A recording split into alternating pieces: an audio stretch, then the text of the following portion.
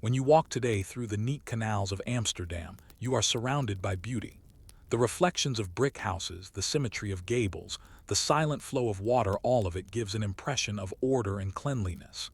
Yet if you close your eyes and imagine the same streets in the middle of the 17th century, you would encounter a different world. The air was heavier, the smell far more intrusive, and beneath every household lay a problem no one could ignore: the cesspit. Each house in Amsterdam contained one. Sometimes it was just a pit dug into the sandy soil. Sometimes it was lined with brick, but always it filled up. A household of four, living in one of the tall, narrow dwellings along the canal, could produce hundreds of pounds of human waste each year. Add to that kitchen scraps, spoiled food, and slops from washing, and you had a recipe for constant accumulation. There was no modern sewage system, no pipes leading far away. Instead, there was the humble but essential profession of the night soil men. They came when the city was quiet. Often their work began at dusk and stretched into the small hours of the night. With simple tools, shovels, buckets, and long-handled scoops, they descended into the dark pits of household latrines. Their task was not glamorous, but it was indispensable. The city could not function without them, yet few wanted to speak of them. The Dutch Republic of the 17th century prided itself on order and cleanliness. Streets were swept daily. Canals were patrolled to prevent too much dumping. Yet behind the facades of neat brick houses, the work of filth removal was constant. And so the night soil men became a fixture of the city, operating in shadows, tolerated but seldom celebrated. Their work was not only dirty, it was dangerous. Cesspits produced fumes. Methane, hydrogen sulfide, and other gases built up inside these enclosed spaces. Sometimes, when a careless worker lowered a lantern, the air would ignite, causing burns or death. More often, the danger came from suffocation. Stories circulated of men overcome by the stench, slumping unconscious in the mire they sought to remove. To lower oneself into a pit was to accept a risk that few others would. Payment for their services was regulated. Households were expected to contract men for periodic emptying. In Amsterdam, municipal ordinances specified how often cesspits should be cleared. Too much delay, and waste overflowed into cellars or seeped toward the canals. But people, as always, tried to delay the expense. Thus, the night soil men were frequently called when the situation was dire, when the pit was full to the brim, threatening to spill into living quarters. The collected waste did not simply disappear. Once hauled out in heavy buckets, it was carted through the streets in covered wagons. These wagons, heavy with the weight of excrement, rumbled toward the city edges. There, the contents were dumped in designated fields, mixed with straw or earth, and left to rot. Over time, this night soil became a form of fertilizer, spread upon the farmland that surrounded the city. In this way, the cycle of life and waste intertwined. What had once fouled the canals of Amsterdam would later feed its crops of rye and cabbage. You can picture the city at night. The cobbled streets, lit faintly by lanterns hung from iron hooks, the clatter of wooden wheels carrying their loads of foul-smelling buckets, the muffled curses of men lifting, hauling, and tipping. Dogs barked at the strange movements, while householders closed their shutters to keep out the smell. It was a hidden labor, carried out when the respectable world slept. Yet without it, no respectable world could exist. The status of these workers was low. Unlike bakers, coopers, or brewers, they did not belong to proud guilds. Their occupation was considered too base, too ignoble. Still, it was regulated. City officials knew well that without oversight, men might dump waste in rivers or vacant lots, spreading disease. So licenses were granted, routes established, and penalties enforced. In their unglamorous way, the night soil men were as bound by civic order as the most esteemed merchants. Occasionally, disputes arose. Farmers, eager for cheap fertilizer, might bribe collectors to divert waste toward their fields instead of the officially sanctioned dumping grounds. Town councils, always watchful of revenue, imposed fines for such diversions. Yet corruption lingered, as it always does in systems where unpleasant work intersects with daily necessity. For the ordinary citizen, The interaction with these workers was brief but memorable. To summon them was to acknowledge the hidden reality beneath one's home. Housewives, meticulous about cleaning steps and polishing brass knockers, shuddered when the men arrived. Children, curious but fearful, whispered stories of the terrible smell, the strange masks or cloths some workers tied around their faces. And the men themselves, hardened by years of labor, knew that they would never escape the odor that clung to their clothes and skin. Yet without them, Amsterdam could not have been the thriving city it was. Merchants might boast of overseas trade, painters might capture golden light upon canals, and philosophers might write of reason and order. But all of this depended on the simple, brutal labor of removing what every body produced each day. Civilization, for all its glory, was built upon pits of waste and the men who cleaned them. And so we return to a quiet question. In a city that prided itself on order, wealth, and refinement, how did people reconcile themselves to the fact that their survival depended on men who lived in filth? Regulation, logistics, and the hidden economy of waste. From the late Middle Ages through the 17th century, Dutch cities developed ordinances for nearly every aspect of urban life. The goal was simple: control. A dense population crowded into narrow streets and tall houses required careful management. Waste, whether human, animal, or industrial, was always a danger. Left unchecked, it threatened not only health but also commerce, for no merchant wished to welcome a foreign trader into a city that stank of neglect. Thus, municipal authorities treated night soil not as an embarrassment to ignore, but as a problem to manage. Cesspit cleaning was scheduled, licensed, and inspected. Households were obliged to pay for removal, often at fixed rates determined by city councils. Collectors were bound to transport the contents to designated dumping grounds, usually situated outside city walls or near rivers where waste could be diluted and carried away. The rules were strict, but the practice was messy. Waste had to be hauled by cart, and carts required horses. Horses left their own droppings in the streets, adding another layer to the cycle. To reduce chaos, carts were permitted only at night, moving along certain routes to prevent congestion. Still, accidents happened. Wheels broke, buckets spilled, and entire loads sometimes tipped onto cobblestones. Imagine the sight of steaming waste seeping into gutters, forcing neighbors to sweep it away with hurried strokes of their brooms. The men who did this work became specialists not only in shoveling but also in navigation. They learned which alleys could accommodate their carts, which bridges bore the weight of heavy loads, and which households tried to cheat by hiding waste or delaying payment. They formed loose networks, exchanging information, competing for contracts, and occasionally fighting over routes. In this way, the hidden labor of waste mirrored the visible labor of merchants on the docks. Both were part of Amsterdam's bustling, regulated, yet imperfect market. But here lies a paradox. What was most despised, the contents of cesspits, was also valuable. Farmers in the surrounding countryside recognized the fertilizing power of human waste. Spread upon sandy soils, it enriched fields, increasing yields of grain and vegetables. The demand was steady. Just as Amsterdam imported herring, sugar, and spices, it exported excrement, turning necessity into commerce. Contracts were sometimes struck between collectors and farmers. Instead of paying for disposal, a household's waste might become a commodity. Barges laden with night soil left the city by canal, floating toward rural districts. There it was stored in pits, mixed with peat ash or straw, and applied in careful quantities to fields. The system was not without hazards. Poorly rotted waste spread disease, but it kept the cycle of nutrients moving from city to countryside. In this way, Amsterdam's cesspits connected to its bread. The rye baked in ovens, the cabbages sold in markets, and the hops used for brewing beer all were fertilized by what citizens left behind.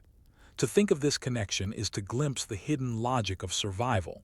Nothing was wasted, not even waste itself.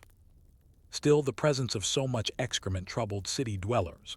Physicians of the time, influenced by humoral theory, believed foul smells miasmas caused illness. The air rising from pits was feared as a poison. Thus, regulations stressed not only removal but also covering. Waste had to be buried, mixed with earth, or transported quickly.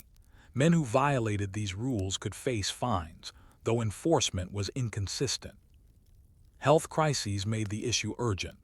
During outbreaks of plague, magistrates redoubled efforts to keep pits empty and streets clean. Orders were issued to scrape gutters, remove dead animals, and hasten the transport of waste. Fear sharpened discipline, but when the crisis passed, old habits returned. The social dimension of this work was striking. For the wealthy, removal was a discreet service. Large houses employed men to enter through back alleys, keeping the unpleasant sight away from guests. For the poor, pits overflowed and collectors sometimes refused to serve households unable to pay. In slums and crowded tenements, waste accumulated until it seeped into foundations, a hazard both to bodies and to property values. Thus, the management of excrement revealed the inequalities of early modern cities as clearly as any census. Meanwhile, cultural attitudes shaped perceptions of the work. The Dutch valued cleanliness. Travelers from abroad often remarked on the scrubbed stoops, the polished windows, and the pride with which housewives displayed order. Yet this emphasis on surface order coexisted with hidden squalor. A polished threshold might conceal a flooded cesspit below. The night soil men, though indispensable, stood as reminders of what lay beneath appearances. One might say that Amsterdam's prosperity rested on two pillars: visible trade and invisible waste. The same canals that carried merchant ships also received refuse. The same laws that regulated cargo also regulated cesspits. The connection was inescapable. But what did it mean for the people themselves? How did it feel to live in a city where wealth and filth intertwined so closely? Imagine walking home at night, lantern in hand, and passing a cart laden with the contents of your neighbor's pit. Imagine the sound of wooden wheels grinding over cobblestones, the creak of harness leather, the whispered jokes of boys holding their noses. Imagine knowing that this was the price of city life: crowded streets, shared odors, and the quiet labor of men who worked while others slept. And yet, one cannot help but ask, if waste was both necessary and valuable, why did those who managed it remain so despised? Why did the very labor that sustained crops, protected health, and ensured survival mark men as outcasts rather than respected craftsmen? By the end of the 17th century, Amsterdam had become one of Europe's greatest cities. Its merchants dominated trade routes, its artists filled canvases with light, and its thinkers debated philosophy in coffeehouses and academies. Yet beneath this golden age lay the constant, unending cycle of waste removal. The night soil men continued their nocturnal rounds, and the cesspits filled as predictably as tides. But slowly, the problem began to shift from mere necessity to cultural question. How should a civilized society deal with its most uncivilized matter?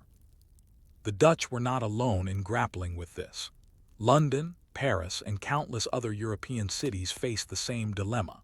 But in the Low Countries, where water management had long defined existence, the issue of waste became entwined with national identity. Just as the Dutch built dikes to hold back the sea, so too did they seek systems to control what accumulated within their walls. Cleanliness became not just a household virtue, but a civic ideal. This ideal was visible in countless small acts. Housewives scrubbed stoops daily, believing a polished doorstep reflected not just personal pride but communal order. Officials patrolled canals, fining those who dumped refuse. Schoolmasters lectured children about manners, linking bodily discipline to civic responsibility. In this culture of order, the cesspit became a symbol, a reminder that even the most polished society rested upon layers of waste. Artists captured this paradox, albeit indirectly. In Dutch genre paintings, interiors gleam with tidiness, vegetables sit in baskets, and children play in orderly rooms. Yet lurking in the background, One often finds small references to a broom leaning in a corner, a chamber pot tucked discreetly under a bed, or a gutter running with water outside the window. These details, subtle but deliberate, remind viewers that cleanliness was not a given but a constant struggle. As the 18th century approached, new ideas about health and science began to circulate. Physicians and reformers argued for better sanitation, connecting filth not only to miasmas, but also to germs, though the germ theory of disease was still distant. Enlightenment thinkers linked civic virtue to bodily cleanliness, declaring that a well-ordered city required more than commerce and art. It required clean streets, clear water, and efficient waste disposal. This shift in thought gradually changed the perception of night soil. No longer merely a nuisance or a resource for farmers, it became a problem to be solved by engineering.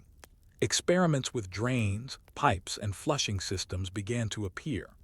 Wealthy households installed water closets, though these often discharged directly into canals, worsening rather than solving the issue.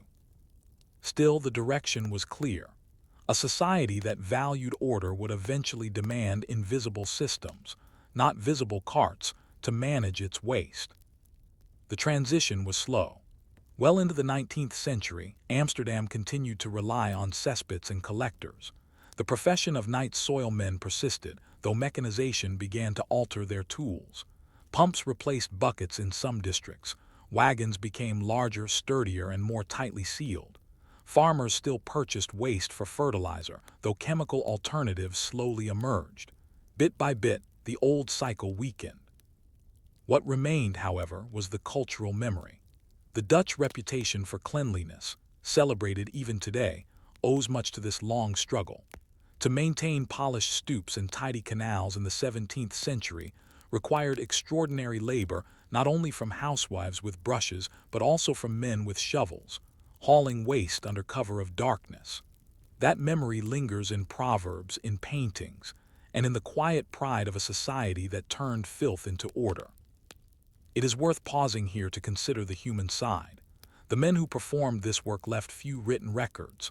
Their names seldom appear in guild lists, marriage registers, or city chronicles. They lived in obscurity, their identities dissolved into the labor they performed. Yet their impact was profound. Without them, canals would have clogged, cellars would have flooded, and disease would have spread unchecked. They were, in the truest sense, guardians of survival, guardians unacknowledged, perhaps even despised but essential. Their story also raises a deeper question. How do societies value labor? The Dutch celebrated merchants who sailed to the East Indies, painters who captured light, and philosophers who debated liberty.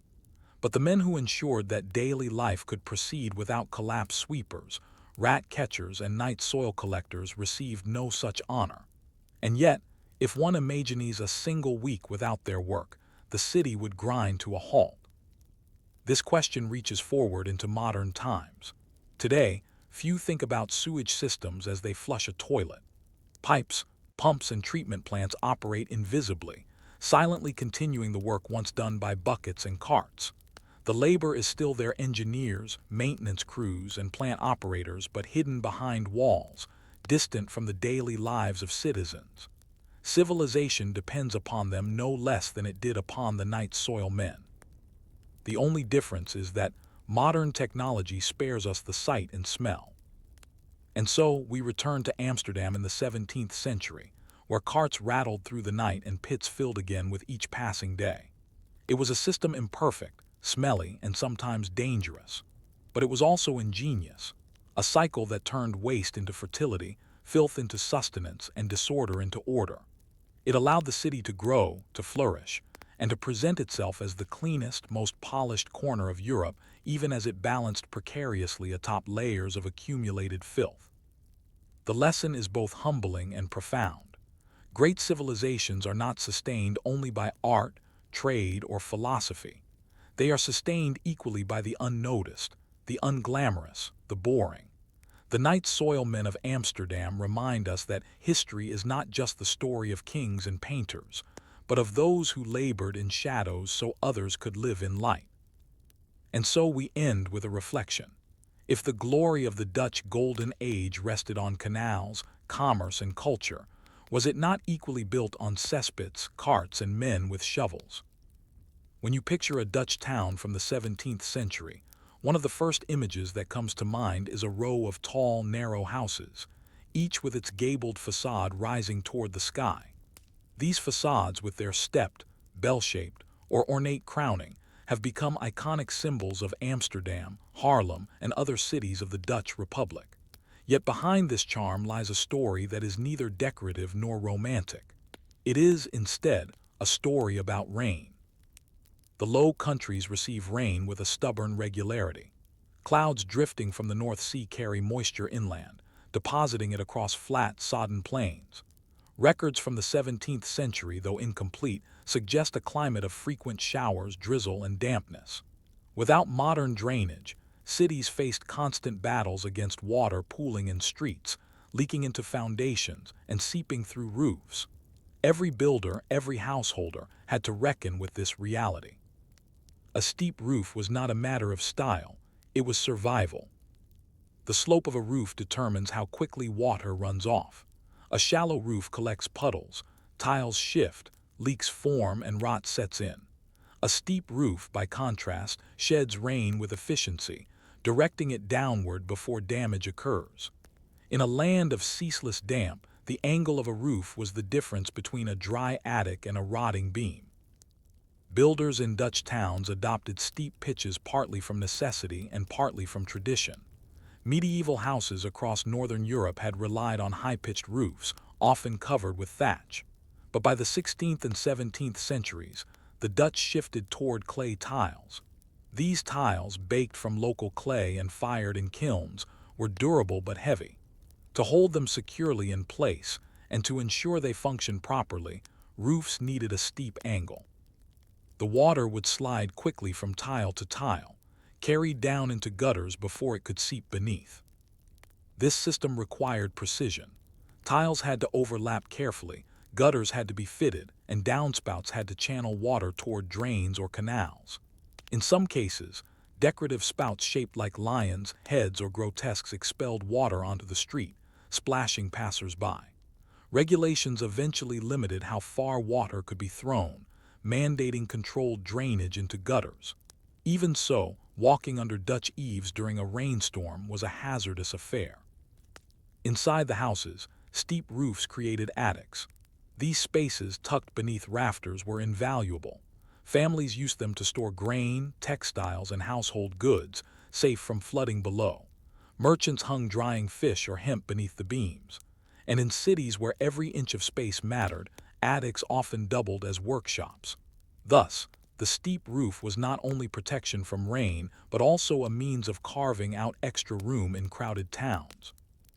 If you stroll today along the canals of Amsterdam, you notice another feature: hoisting beams jutting from rooftops. These beams, equipped with pulleys, allowed goods to be lifted into attics rather than carried up narrow staircases. Again, the steep roof played a role. Its angle created large storage areas accessible only by hoisting from outside. The architectural silhouette, so charming to modern eyes, was shaped by practical demands of weather, commerce, and survival. But the steep roof was also expensive.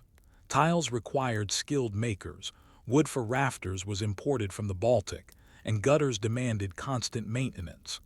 Poorer households in rural areas often retained thatch, cheaper but far more flammable. In towns, fire ordinances increasingly banned thatch, pushing citizens toward tiled roofs despite the cost. Thus, steep tiled roofs became a mark of urban life, a visible sign of belonging to a regulated, orderly community that sought protection not only from rain but also from flames. Civic pride played its part too. Dutch towns valued appearances. Just as stoops were scrubbed and windows polished, roofs were expected to display care. Neglected tiles drew complaints, leaking gutters attracted fines. Inspectors patrolled streets, ensuring compliance with ordinances. For city councils, the angle of a roof was not merely private, it was public, shaping the skyline that represented civic order. The steep roof also intersected with religion. In a Protestant republic that prized modesty and sobriety, ostentation was frowned upon. Yet roofs, with their gables facing the street, became acceptable canvases for subtle display. A stepped gable or ornate pediment could demonstrate prosperity without violating ideals of restraint. Beneath these decorations, however, the steep pitch remained constant, dictated not by pride but by rain. And here lies the quiet lesson. What appears today as beauty was once necessity. The postcard view of Dutch towns with their elegant lines is built upon calculations of slope, drainage, and durability. Every beam, every tile, every gutter was part of a practical response to climate. The steep roof was not an artistic flourish but a defense against a damp world. Yet the question lingers. In a land so defined by water, how did roofs, gutters, and drains fit into the broader struggle against floods, dikes, and canals? Were these steep structures merely household defenses, or were they part of a larger cultural war against the elements themselves? To live beneath a steep Dutch roof in the 17th century was to be part of a constant cycle of vigilance. Rain might be shed quickly by the angle of the slope, but the system required maintenance. Tiles cracked in winter frost, slipped in storms, or grew heavy with moss. Gutters clogged with leaves or straw. Downspouts rusted or split, spilling water down facades. Without attention, a single leak could spread through timbers, rotting beams and staining plaster walls. Thus, householders were not free to admire their rooftops as charming silhouettes. They were obliged to climb ladders, hire tilers, and monitor every storm. Tile making itself was an industry woven into this story. Dutch tiles were not the painted ceramic squares often seen in kitchens, but heavy roof tiles molded from clay. Clay beds lay in river valleys, particularly along the IJssel and in South Holland. Laborers dug the clay, shaped it in wooden molds, and fired it in kilns.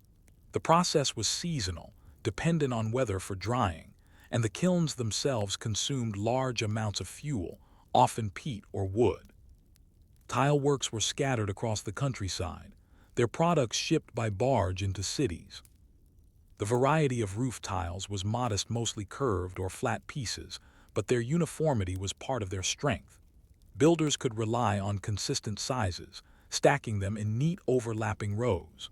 Once laid, they created a shell that deflected rain like scales on a fish. Yet even this required skill. Tiles had to be hung at precise angles on wooden laths, each overlapping just enough to shed water but not so much as to waste material. Apprentices learned by trial, and mistakes were costly. Fire was another factor that reinforced the dominance of tiled, steep roofs. In medieval towns, thatched roofs were common, but thatch was a tinderbox. A single stray spark from a chimney, a forge, or a careless lantern could ignite a blaze that leapt from roof to roof. Fires swept through Dutch towns with devastating speed. Haarlem, Leiden, and Amsterdam all experienced destructive conflagrations in the late Middle Ages and early modern period. By the 17th century, city councils sought to prevent such disasters through regulation.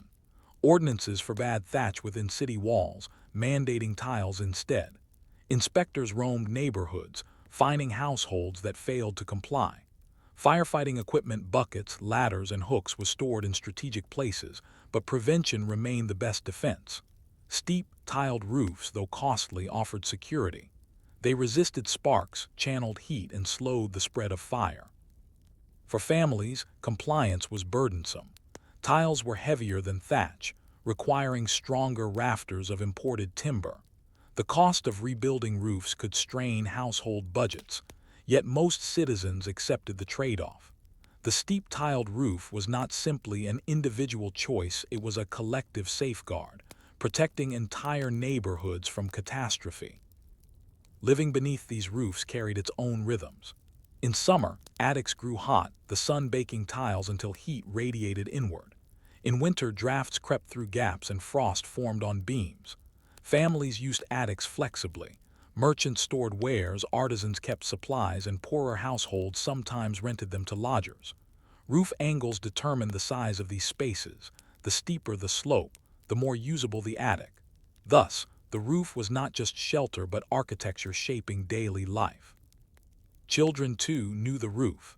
They listened to rain hammering tiles, a sound both reassuring and relentless. They watched workers climbing ladders, balancing with ropes, replacing tiles while neighbors looked on. They played with small clay fragments fallen from roofs, remnants of repairs. For them, the steep roof was both ordinary and impressive, a fixture of their cityscape. The roof also shaped urban aesthetics. Viewed from canals, lines of gables presented a varied but ordered skyline. Each facade masked the same underlying principle, a steep slope shedding rain and resisting fire. Decorative variations, stepped, bell-shaped, or neck gables gave individuality, but the pitch remained steep. This uniformity, born of necessity, created the harmony that visitors admired. Foreign travelers often remarked on the neatness of Dutch towns, their houses, as if drawn with a ruler, their roofs sharp against the sky. But the system was not without flaws. Gutters and drains discharged water onto streets, turning cobblestones into streams during storms. Regulations attempted to control this, requiring spouts to channel water into designated drains. Yet enforcement was imperfect. Passers-by carried cloaks or hats to deflect splashes. Housewives swept water from doorsteps with brooms. Water, once shed from the roof, became another communal nuisance. The tension between private roofs and public streets reflected broader Dutch society. Every household maintained its own facade and roof, but the effects, whether fire prevention or water discharge, extended to neighbors.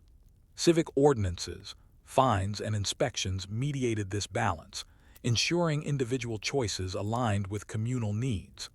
The steep roof was thus not only an architectural feature, but also a symbol of collective discipline. And yet, one must ask, in a society so meticulous about regulating rooftops, how did ordinary people feel about this burden? Did they view the steep tiled roof as a proud marker of order, or as a constant source of expense and inconvenience? From necessity to symbol, the steep roof as Dutch identity. By the time the Dutch Republic reached the height of its golden age, the steep roof had become more than an architectural solution. It was a visual language that spoke of order, resilience, and adaptation. Foreign visitors arriving in Amsterdam or Delft often remarked on the sharp lines of the skyline, the serried ranks of gables, and the uniformity of tiled surfaces. To them, the steep roof was part of what made Dutch towns distinct, just as much as canals or windmills. Yet it is important to remember, this identity was born of necessity. The climate dictated the angle, the danger of fire mandated tiles, and urban density demanded strict regulation. Cultural pride came later, when what had once been imposed became internalized as a mark of belonging. To live under a steep roof was to be part of a civic order that valued discipline, cleanliness, and safety.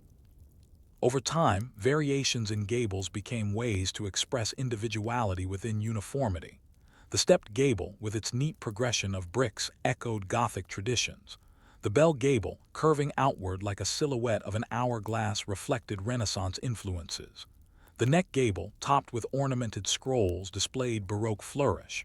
Yet behind these differences, the pitch of the roof remained steep. Style could shift, necessity did not. These facades were more than decoration. They framed the civic pride of the Republic. Merchants commissioned ornate gables to display wealth, but also to show compliance with building codes. A crooked roof, a sagging gable, or neglected tiles signaled disorder, and disorder was frowned upon. Just as households scrubbed stoops and swept streets, so too did they present roofs as evidence of discipline. The steep roof also had a symbolic resonance in a land forever battling water. Dutch culture is often described in terms of collective struggle, against floods, against marshes, against the sea itself. Roofs, though smaller in scale, reflected the same ethos. Just as dikes shed waves, so roofs shed rain. Just as canals channeled water away from fields, so gutters channeled it away from walls. The domestic mirrored the national. A well-kept roof was a miniature dike, a personal contribution to the eternal campaign against dampness. In literature and proverbs, roofs appeared as metaphors for stability. To have a roof overhead was to enjoy security, to lose one was to face ruin. Roofs also figured in religious sermons, where preachers likened spiritual neglect to a leaking roof allowing sin to seep in as rain seeps through tiles. Such metaphors only resonated because the reality of roofs was so immediate, so present in daily life. But the very effectiveness of steep roofs carried a paradox. They solved problems so well that they receded from notice. By the 18th and 19th centuries, steep tiled roofs remained a feature of Dutch towns, but they no longer drew comment. Travelers admired gables, not the pitch behind them. Citizens noticed leaks, not angles. What had once been urgent became background, part of the invisible infrastructure of life. It was only later, with the rise of historic preservation, that steep roofs regained attention. In the 19th century, when modernization threatened old townscapes, artists and architects began to romanticize the picturesque qualities of Dutch streets. Gables, canals, and roofs became celebrated symbols of national heritage. What had once been practical engineering was reimagined as cultural treasure. Even today, when tourists photograph Amsterdam's canal houses, they are often unaware that the steep roofs they admire were born not from aesthetic vision, but from drainage needs. The silhouette of gables against the sky is beautiful, but it is also functional, an unbroken line of defenses against rain. And this leads us to a final reflection. Steep roofs remind us that beauty often arises from necessity. What we admire as heritage was once regulation. What we consider charming was once expensive maintenance. What we treat as cultural symbol was once daily inconvenience. The Dutch ability to transform these necessities into identity is itself a mark of resilience. So when you next picture the sharp angles of Dutch townhouses, remember the centuries of rain, fire, and regulation that shaped them. Remember the tile makers along the IJssel, the carpenters balancing on ladders, the magistrates writing ordinances.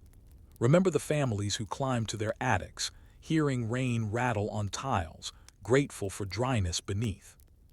And ask yourself this: if the Dutch Golden Age had not been built on steep roofs shedding endless rain, would its towns have looked the same, endured the same, or been remembered the same? When the bells of Amsterdam tolled at dusk in the 17th century, the rhythm of the city shifted. Merchants shuttered their stalls, taverns filled with late drinkers, and families locked their doors against the darkness. Yet while most households prepared for sleep, another group stirred to life: the watchmen. These were not soldiers in shining armor, nor officers commanding respect. They were ordinary men, bound by duty to patrol the streets, listen for disturbances, and keep the fragile peace of night. Their role was neither glamorous nor heroic. It was monotonous, repetitive, and often thankless. Yet without them, the city's order would have dissolved into chaos. The night watch was an institution rooted in medieval precedent. Dutch towns, like many across Europe, relied on citizens to police themselves. Every household contributed either service or payment. One might take a turn walking the streets, or else hire a substitute. In Amsterdam, this system was formalized into the shutterage, a civic militia divided into companies, each responsible for particular districts. During the day, these companies trained, drilled, and paraded. At night, they left behind banners and muskets, donning simpler gear for patrol. The duties were straightforward. Watchmen walked their routes carrying lanterns or halberds. They checked doors and shutters to ensure houses were secure. They listened for suspicious noises, the scrape of a thief's tool, the crash of a drunken brawl. They cried out the hours, a practice both practical and symbolic. 2 o'clock and all is well, a watchman might call, reassuring the sleeping city that order still reigned. But the watch was not infallible. Many citizens regarded them with skepticism. Complaints abounded that watchmen were lazy, sleeping at their posts, or drunk in taverns while crimes unfolded. Satirical pamphlets mocked their incompetence, portraying them as bumbling figures more likely to snore than to defend. Yet the system endured, not because it was flawless, but because it was better than nothing. Consider the dangers of a Dutch city at night. Streets were poorly lit. Lamps, where they existed, were fueled by oil and extinguished by midnight to save cost. Darkness covered alleys and canals, offering concealment for thieves. Fires, always a threat, could erupt from an untended hearth or a knocked-over candle. Without rapid response, entire neighborhoods could burn before dawn. The watchmen were the first line of defense, the ones to shout alarms, to rouse neighbors, to fetch buckets and axes. Their equipment reflected this dual role. Alongside weapons, they carried rattles, wooden clappers that produced a sharp, jarring sound. When danger arose, a watchman spun his rattle, summoning aid. Citizens, hearing the noise, rushed to windows or armed themselves. Fires, robberies, and street fights all drew upon this communal response, with watchmen acting less as enforcers than as catalysts for collective action. The social composition of the watch varied. In wealthier districts, merchants or craftsmen might serve, treating it as a civic obligation. In poorer areas, men of modest means took shifts, often accepting pay to cover duties others avoided. Some were veterans, too old for soldiering but still useful for guard work. Others were immigrants, drawn into the system as part of their integration into city life. The watch was thus a cross-section of society, united less by profession than by circumstance. The monotony of their work cannot be overstated. Imagine walking cobblestone streets hour after hour, lanterns swinging, rain dripping from roofs, wind howling through alleys. Imagine pausing to check doors, finding them locked and moving on. Imagine calling out the time into empty silence, the only answer your own echo. For many, the greatest challenge was not danger but boredom. And yet boredom was precisely the point. A quiet night with nothing to report was a successful one. The watch existed not for drama but for prevention. Their very presence deterred mischief. Thieves, hearing a rattle or lantern approaching, might melt into shadows. Drunkards, confronted by a halberd-bearing guard, might stagger home. The absence of excitement was proof of their effectiveness. Still, tensions simmered. Citizens resented the fines imposed for failing to take a watch shift. Wealthier men, eager to avoid night duty, hired substitutes, leading to complaints that the burden fell disproportionately on the poor.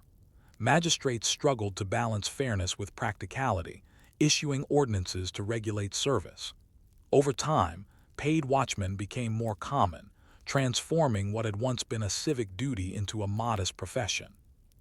The watch also intersected with civic ritual. During festivals or processions, watchmen maintained order, keeping crowds from blocking streets or rioting. During times of crisis, such as plague outbreaks, they enforced curfews and quarantines. Though mocked for idleness, their authority was real, backed by city councils and magistrates. Their cultural presence extended into art. Most famously, Rembrandt's Night Watch depicts members of Amsterdam's civic guard in grand style. Yet this image is misleading. The painting shows not the tedious nightly patrols but the ceremonial side. Musketeers posed as heroes, officers striding with confidence. The reality was far duller: men trudging through puddles, muttering about cold, hopping their lanterns would not sputter out in wind. This contrast between art and reality is telling. Society wanted to remember its watchmen as guardians of freedom and order, not as weary men in the rain. Yet beneath the myth lay the truth.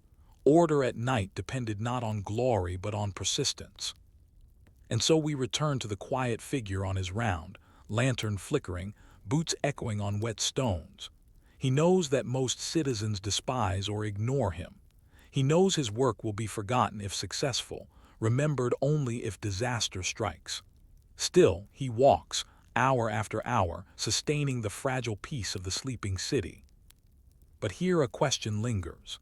In a republic that prided itself on civic participation and collective duty, how did the slow transformation from citizen watch to paid profession alter the meaning of night vigilance? Was order still a shared responsibility, or was it becoming just another job for hire? The burden of order, organization, and criticism. By the 17th century, The system of night watches in Dutch towns had become both entrenched and contested. Citizens accepted the need for vigilance, but they did not always agree on how it should be carried out or who should bear the burden. In many respects, the watch was less a matter of security than of negotiation, between rich and poor, duty and payment, law and custom. Organization of the watch. At the municipal level, the watch was carefully structured. Town councils divided cities into wards or districts, each with designated posts. A captain or sergeant oversaw the men assigned to a particular area, recording attendance and reporting to magistrates. Rosters were drawn up, listing the citizens expected to serve each week. In theory, every able-bodied man had a responsibility. In practice, substitution was common. Wealthier citizens paid poorer men to take their place, often at low wages. This created a quasi-professional class of watchmen, men whose livelihood depended on long nights of patrol. Over time, these substitutes became permanent fixtures, while the more prosperous avoided service altogether. The ideal of collective duty gradually gave way to economic reality. Watchhouses, small buildings scattered through towns, served as headquarters. Inside, benches, tables, and lanterns awaited the guards. Here they gathered before patrol, warming themselves with beer or tobacco, listening to orders and waiting for their shifts. Some watchhouses doubled as fire stations, storing ladders, hooks, and buckets. In moments of crisis, these modest structures became centers of activity, hubs of the city's fragile defense system. Economic costs. Maintaining the watch was not cheap. Lantern oil had to be purchased, rattles and halberds maintained, and wages paid to substitutes. Fines collected from absent citizens helped fund expenses, but shortfalls were frequent. Town councils debated budgets, weighing the cost of vigilance against other pressing needs, repairing dikes, paving streets, or maintaining almshouses. For ordinary watchmen, pay was modest, often insufficient to support a family. Many took other work by day, laboring as dockhands, porters, or craftsmen before stumbling into night duty. Fatigue was constant. Complaints of watchmen sleeping on benches were not simply laziness but exhaustion from lives of endless toil. Public criticism. Despite these hardships, citizens often mocked or distrusted the watch. Pamphlets accused them of corruption, suggesting they accepted bribes to ignore brawls or thefts. Jokes circulated about drunken guards stumbling through alleys, lanterns extinguished, rattles silent. Even city records reflect exasperation. Magistrates scolded watch captains for negligence, issued reminders about patrol routes, and fined men for dereliction. Yet criticism coexisted with dependence. When fires broke out or thieves struck, the first demand was always, "Where is the watch?" Citizens cursed their failings but relied on their presence. It was a paradox familiar in many societies. The very institution most ridiculed was also most necessary. The experience of the watched. For townsfolk, the presence of watchmen was both reassuring and intrusive. The calls of the hours punctuated the night, a reminder that someone was awake.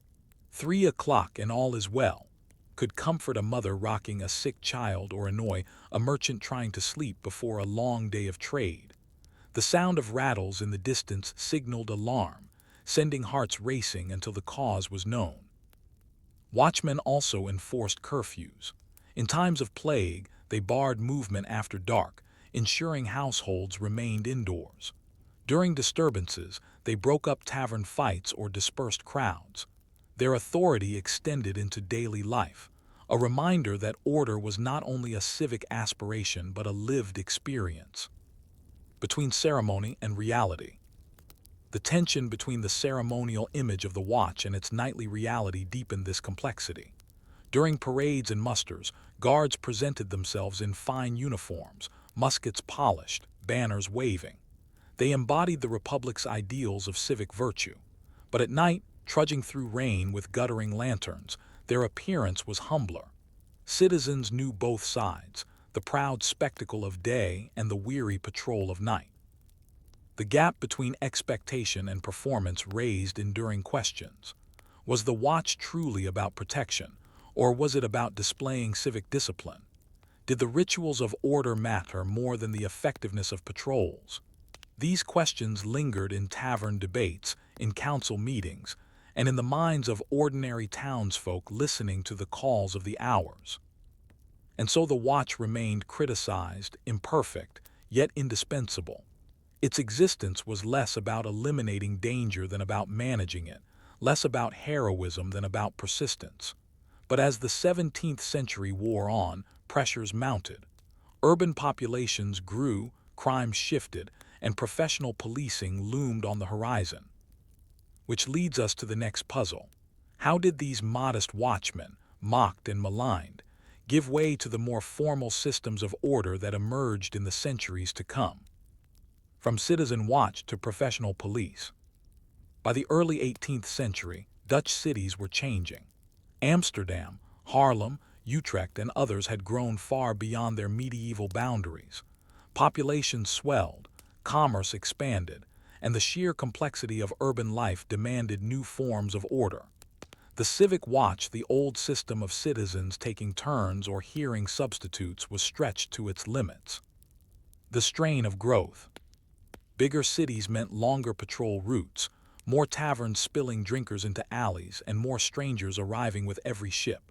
Thieves, smugglers, and pickpockets thrived in crowded markets. Fires broke out in densely packed neighborhoods where lanterns, ovens, and chimneys burned day and night. The watchmen, with their rattles and lanterns, could only do so much. Reports of negligence increased. Men asleep at posts, patrols cut short, alarms delayed. Magistrates struggled to enforce discipline, issuing fines and ordinances. But the problem was structural. The watch had been designed for small towns, not bustling metropolises of international trade. Citizens once expected to serve increasingly refused, relying instead on paid substitutes. This professionalization brought consistency, but also weakened the sense of civic duty. Watching became a job for the poor, not a shared obligation of all. The rise of policing. Slowly, municipalities began experimenting with alternatives. Some cities created permanent corps of salaried watchmen, uniformed and supervised by officers. Others established early forms of police, men with broader authority to investigate crimes, question suspects, and maintain order during the day as well as night. In Amsterdam, debates raged in the 18th and 19th centuries over how to balance tradition with innovation. Civic pride clung to the idea of the Shutteridge, the militia of free citizens symbolizing independence, but practical needs demanded change. By the 19th century, the modern police force emerged, gradually absorbing the duties once held by watchmen. The disappearance of the rattle. One of the most symbolic changes was the fatting of the watchman's rattle. For centuries, this wooden clapper had been the signature sound of alarm. Its clatter roused citizens from sleep, summoning buckets against fire or fists against thieves. But as professional policing took hold, rattles gave way to bells, whistles, and more organized systems of communication. The rattle, once feared and respected, became a quaint relic. Children played with miniature versions. Collectors preserved originals in cabinets of curiosities. Public memory and satire. How then did Dutch society remember the watch? With ambivalence. On one hand, paintings like Rembrandt's Night Watch immortalized the guards as symbols of civic pride, though in ceremonial rather than practical guise. On the other, satirical prints continued to mock their idleness, portraying them snoring in watchhouses or bungling their duties. This dual memory reflected reality. The watch was both indispensable and flawed, heroic in ceremony yet tedious in practice. Citizens knew that without watchmen, fires would rage unchecked and thieves would grow bolder. But they also knew the men themselves were human, tired, underpaid, and sometimes inattentive. Cultural echoes. Even as the institution declined, echoes remained. The custom of calling out the hours lingered in some towns, a nostalgic sound of reassurance. The phrase "all is well" became proverbial, used beyond its literal meaning. In literature, watchmen appeared as stock characters, bumbling but honest, sleepy but loyal. They embodied the paradox of civic duty necessary, mocked, yet woven into the fabric of daily life. The broader lesson. Looking back, the story of the watch illuminates a larger theme in Dutch history: the tension between communal responsibility and professionalization. The Republic prided itself on citizen participation, from guilds to militias to local councils. But as towns grew, specialization became unavoidable. The watchmen stood at the threshold of this transformation, halfway between civic duty and paid labor, between tradition and modernization. Today, tourists admire Rembrandt's Night Watch without thinking of the weary men who actually patrolled Amsterdam's streets. Yet the reality beneath the art was vital. Without their monotonous rounds, the Golden Age city could not have slept safely, traded confidently, or thrived as it did. And so we are left with a reflection. The watchmen were not heroes in shining armor. They were tired men with lanterns, rattles, and halberds, trudging through puddles to keep the peace. Forgotten in records, mocked in satire, they nevertheless carried the burden of order. So we must ask, when we celebrate the brilliance of the Dutch Golden Age, do we also honor the silent figures who walked its streets at night, ensuring that all was well? Living on the edge of water. In the northern province of Friesland, the horizon is flat and wide.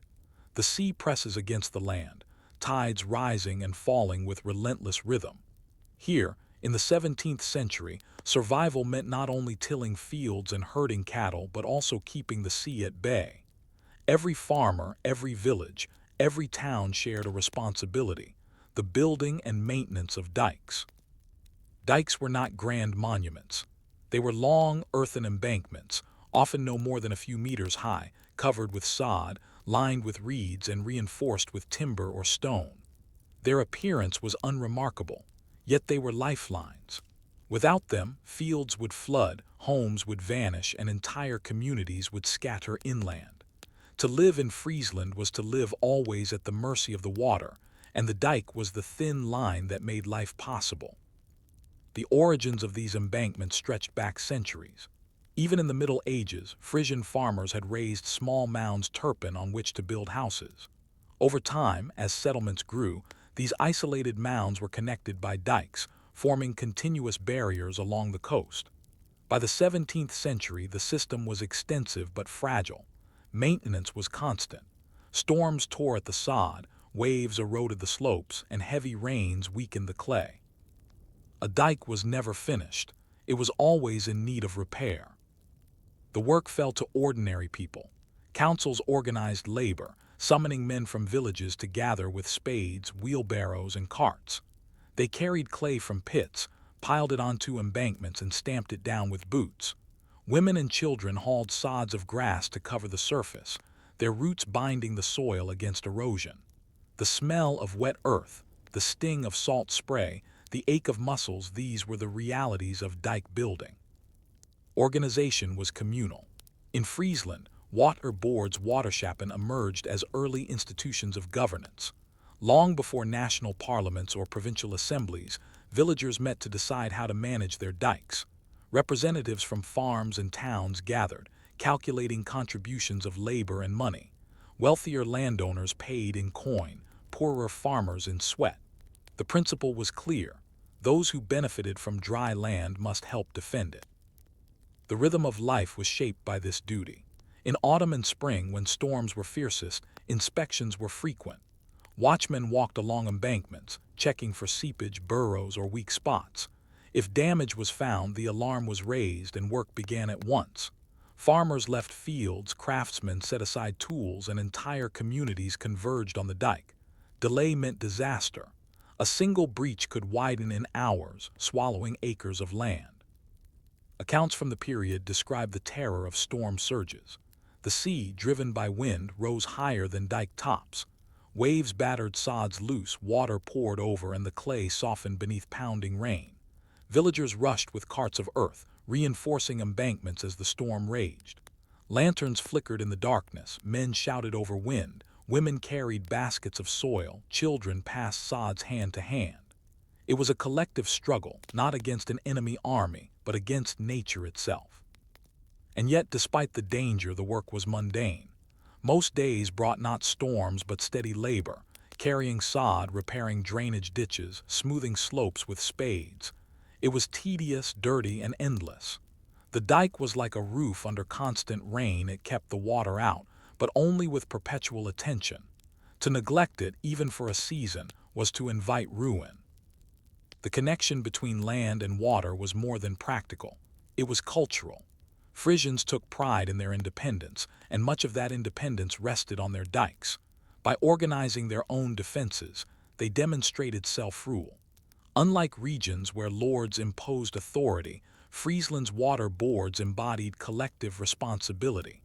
The proverb "God created the world, but the Dutch created the Netherlands" was rooted in this reality.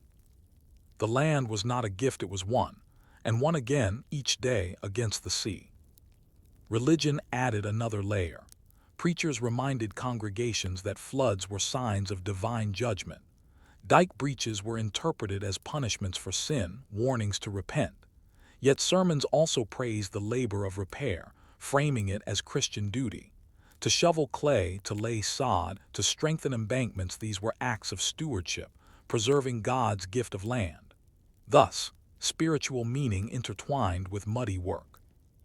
Daily life revolved around vigilance. Families told stories of past floods, keeping memory alive. Children learned early to respect the dike, to see it not as background but as lifeline. Farmers calculated harvests in relation to flood risk, always aware that one storm could undo years of labor. And when breaches did occur, survivors rebuilt, piling earth with grim determination.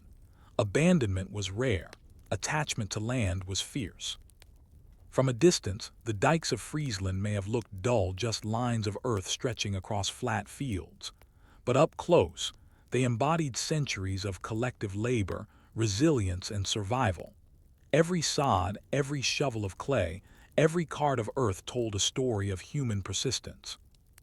And so we are left with a question. In a society where survival depended on constant maintenance of these earthen walls, how did people balance the monotony of daily upkeep with the terror of sudden catastrophe? Water boards, floods, and the politics of mud. In Friesland, the dike was not simply an embankment of clay and sod. It was also an institution, a political reality that shaped communities as much as fields or churches did. Unlike many European regions where lords dictated land use from castles, the Frisians built governance from necessity. The sea did not respect noble privilege. Waves battered farms, rich and poor alike. To resist them, cooperation was unavoidable. From this practical truth arose one of the most distinctive features of Dutch society: the waterschappen, or water boards. The rise of the water boards. By the late Middle Ages, Frisian villages had already formed rudimentary committees to manage flood defenses. These committees evolved into formal water boards by the early modern period, complete with elected representatives, scribes, and treasurers. Their jurisdiction was strictly practical: to inspect dikes, organize labor, levy taxes, and enforce compliance. Membership was tied to land ownership. Farmers in towns who benefited from dry ground were obliged to contribute. Larger landowners wielded more influence, but smallholders had a voice as well. Meetings took place in town halls or churches, minutes carefully recorded in ledgers. Here, disputes were settled: how much each farmer owed, whose section of dike required attention, and what penalties should be levied against those who shirked their duty. The authority of water boards was formidable. They could fine, confiscate, or even imprison those who failed to perform maintenance. In some cases, they ordered houses demolished if built too close to dikes or drainage channels. Their reach extended into daily life in ways more immediate than distant provincial assemblies. To a Frisian farmer, the water board was not an abstraction of governance, it was the neighbor with authority to demand labor in the mud. Floods and breaches. Despite this vigilance, floods remained inevitable. Records from the 16th and 17th centuries list storm surges with grim regularity. The All Saints' flood of 1570 devastated much of the northern coast, drowning thousands. In Friesland, villages disappeared, fields were salted, and survivors mourned both kin and cattle. Every generation had its flood story, etched into communal memory. In the 17th century, smaller breaches still haunted the region. A winter storm might overwhelm a weak section, sending icy water rushing across farmland. Families scrambled to rooftops, livestock drowned, and seed grain was lost. Even when lives were spared, the economic toll was crushing. Rebuilding a dike demanded not only labor, but also material thousands of cartloads of clay, sod, and timber. Communities already strained by taxes and tithes found themselves working day and night to restore what had been lost. These disasters reinforced the authority of water boards. After every flood, new regulations followed. Taxes were raised to fund stronger embankments, inspections tightened, punishments stiffened. The cycle of breach and reform became part of Frisian life. Where others might have abandoned low-lying land, Frisians persisted, binding themselves more tightly to their institutions. The politics of maintenance. Dike work was not just physical, it was political. Every decision about who owed what in labor or coin was a potential source of conflict. Wealthier landowners often sought to pay money rather than send men, while poorer farmers resented the burden of supplying bodies for the mud. Debates erupted over the fairness of contributions, with accusations of corruption or favoritism. The language of obligation permeated Frisian society. Sermons reminded parishioners that neglect of dike duty endangered souls as well as fields. Chronicles praised communities that rallied to repair breaches. Legal codes spelled out responsibilities in painstaking detail, describing how many spades, carts, or men each landholding must provide. Failure to comply was not merely laziness, it was betrayal of neighbors. This sense of shared burden gave Frisian society a distinctive cohesion. Unlike regions dominated by aristocrats or bishops, Friesland built its order from below, through practical cooperation. Historians often point to water boards as precursors of Dutch democracy. Here, in muddy fields, men voted on matters that determined life or death. The stakes were higher than politics in distant capitals. A breach did not wait for debate. The culture of vigilance. The constant threat of flooding shaped attitudes toward time itself. For many Frisians, the year was punctuated not only by sowing and harvest, but also by dike inspections and repair campaigns. Calendars marked both holy days and maintenance days. Children grew up learning that vigilance was endless. A dike is only as strong as its weakest sod, elders warned. This vigilance fostered a culture of modesty. Unlike cities that boasted of towers or merchants who celebrated voyages, Frisian villages invested pride in earthworks invisible beyond their horizons. To outsiders, the low embankments seemed dull. To locals, they were monuments to resilience. Stories of breaches, near escapes, and heroic repairs circulated at hearthsides, preserving memory across generations.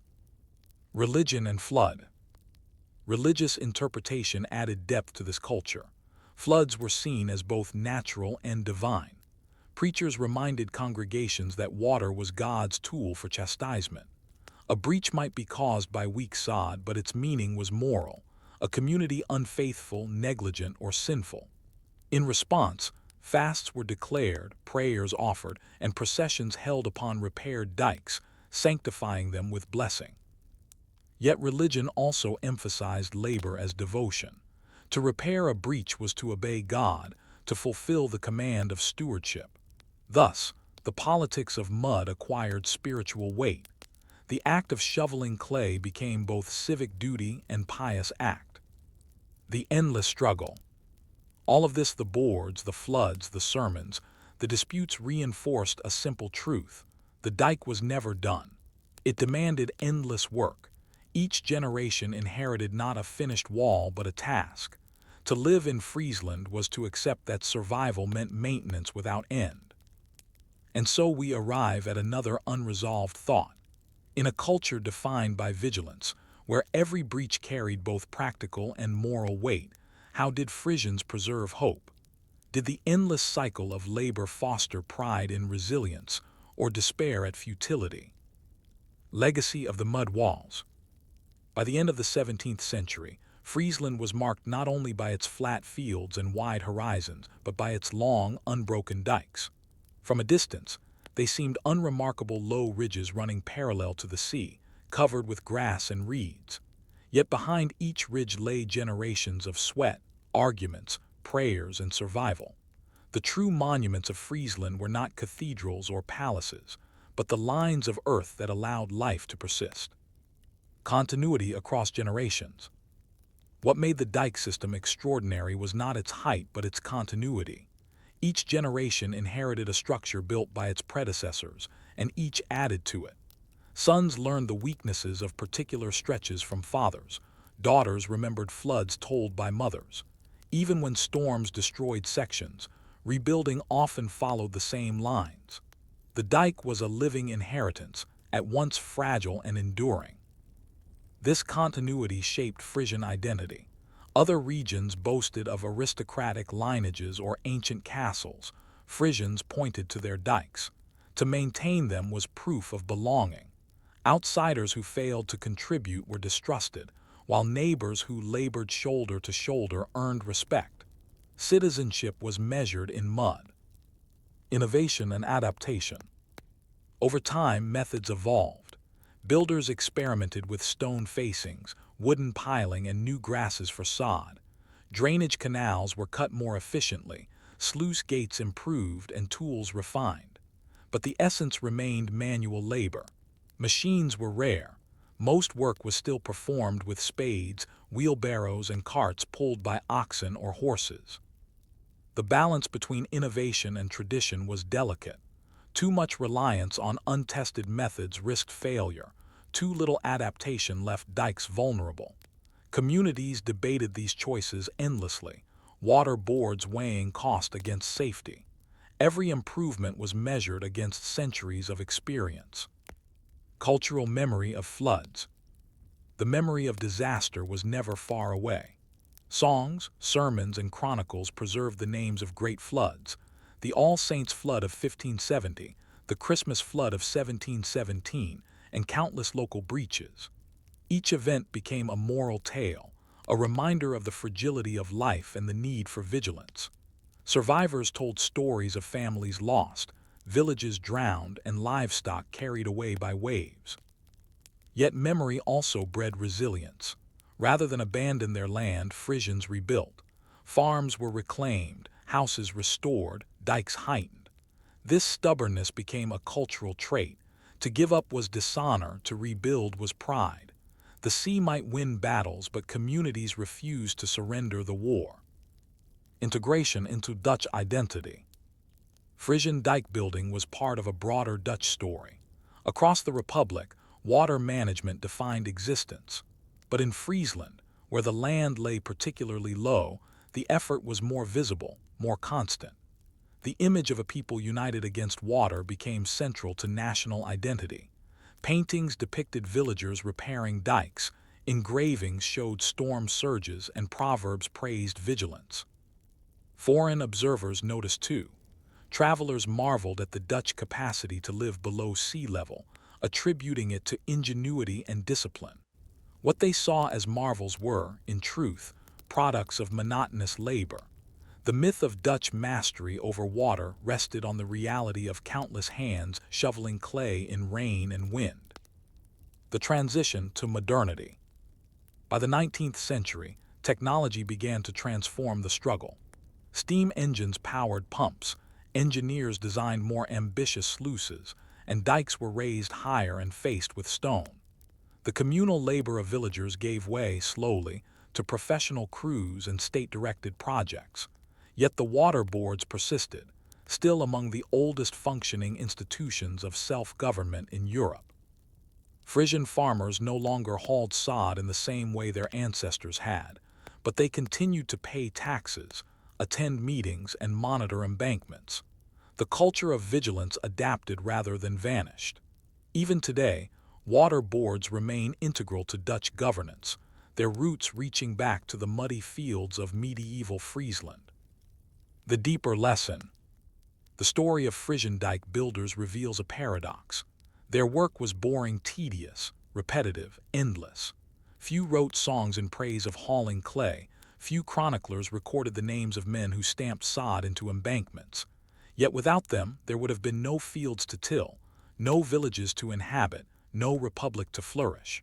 The glory of Dutch trade, art, and philosophy rested on the mud walls maintained by ordinary hands. In this sense, the dike is a metaphor for history itself. Grand achievements stand out, but they depend on unglamorous foundations. Paintings hang in museums, but they were made possible by farmers who kept fields dry. Merchants built fortunes overseas, but their goods returned to harbors protected by dikes. The unnoticed labor of the many sustained the brilliance of the few. Enduring relevance. Even now, as the Netherlands faces rising seas and climate change, the legacy of Frisian dike builders endures. Modern engineers design vast storm surge barriers, yet the principle remains the same: vigilance, maintenance, and collective responsibility.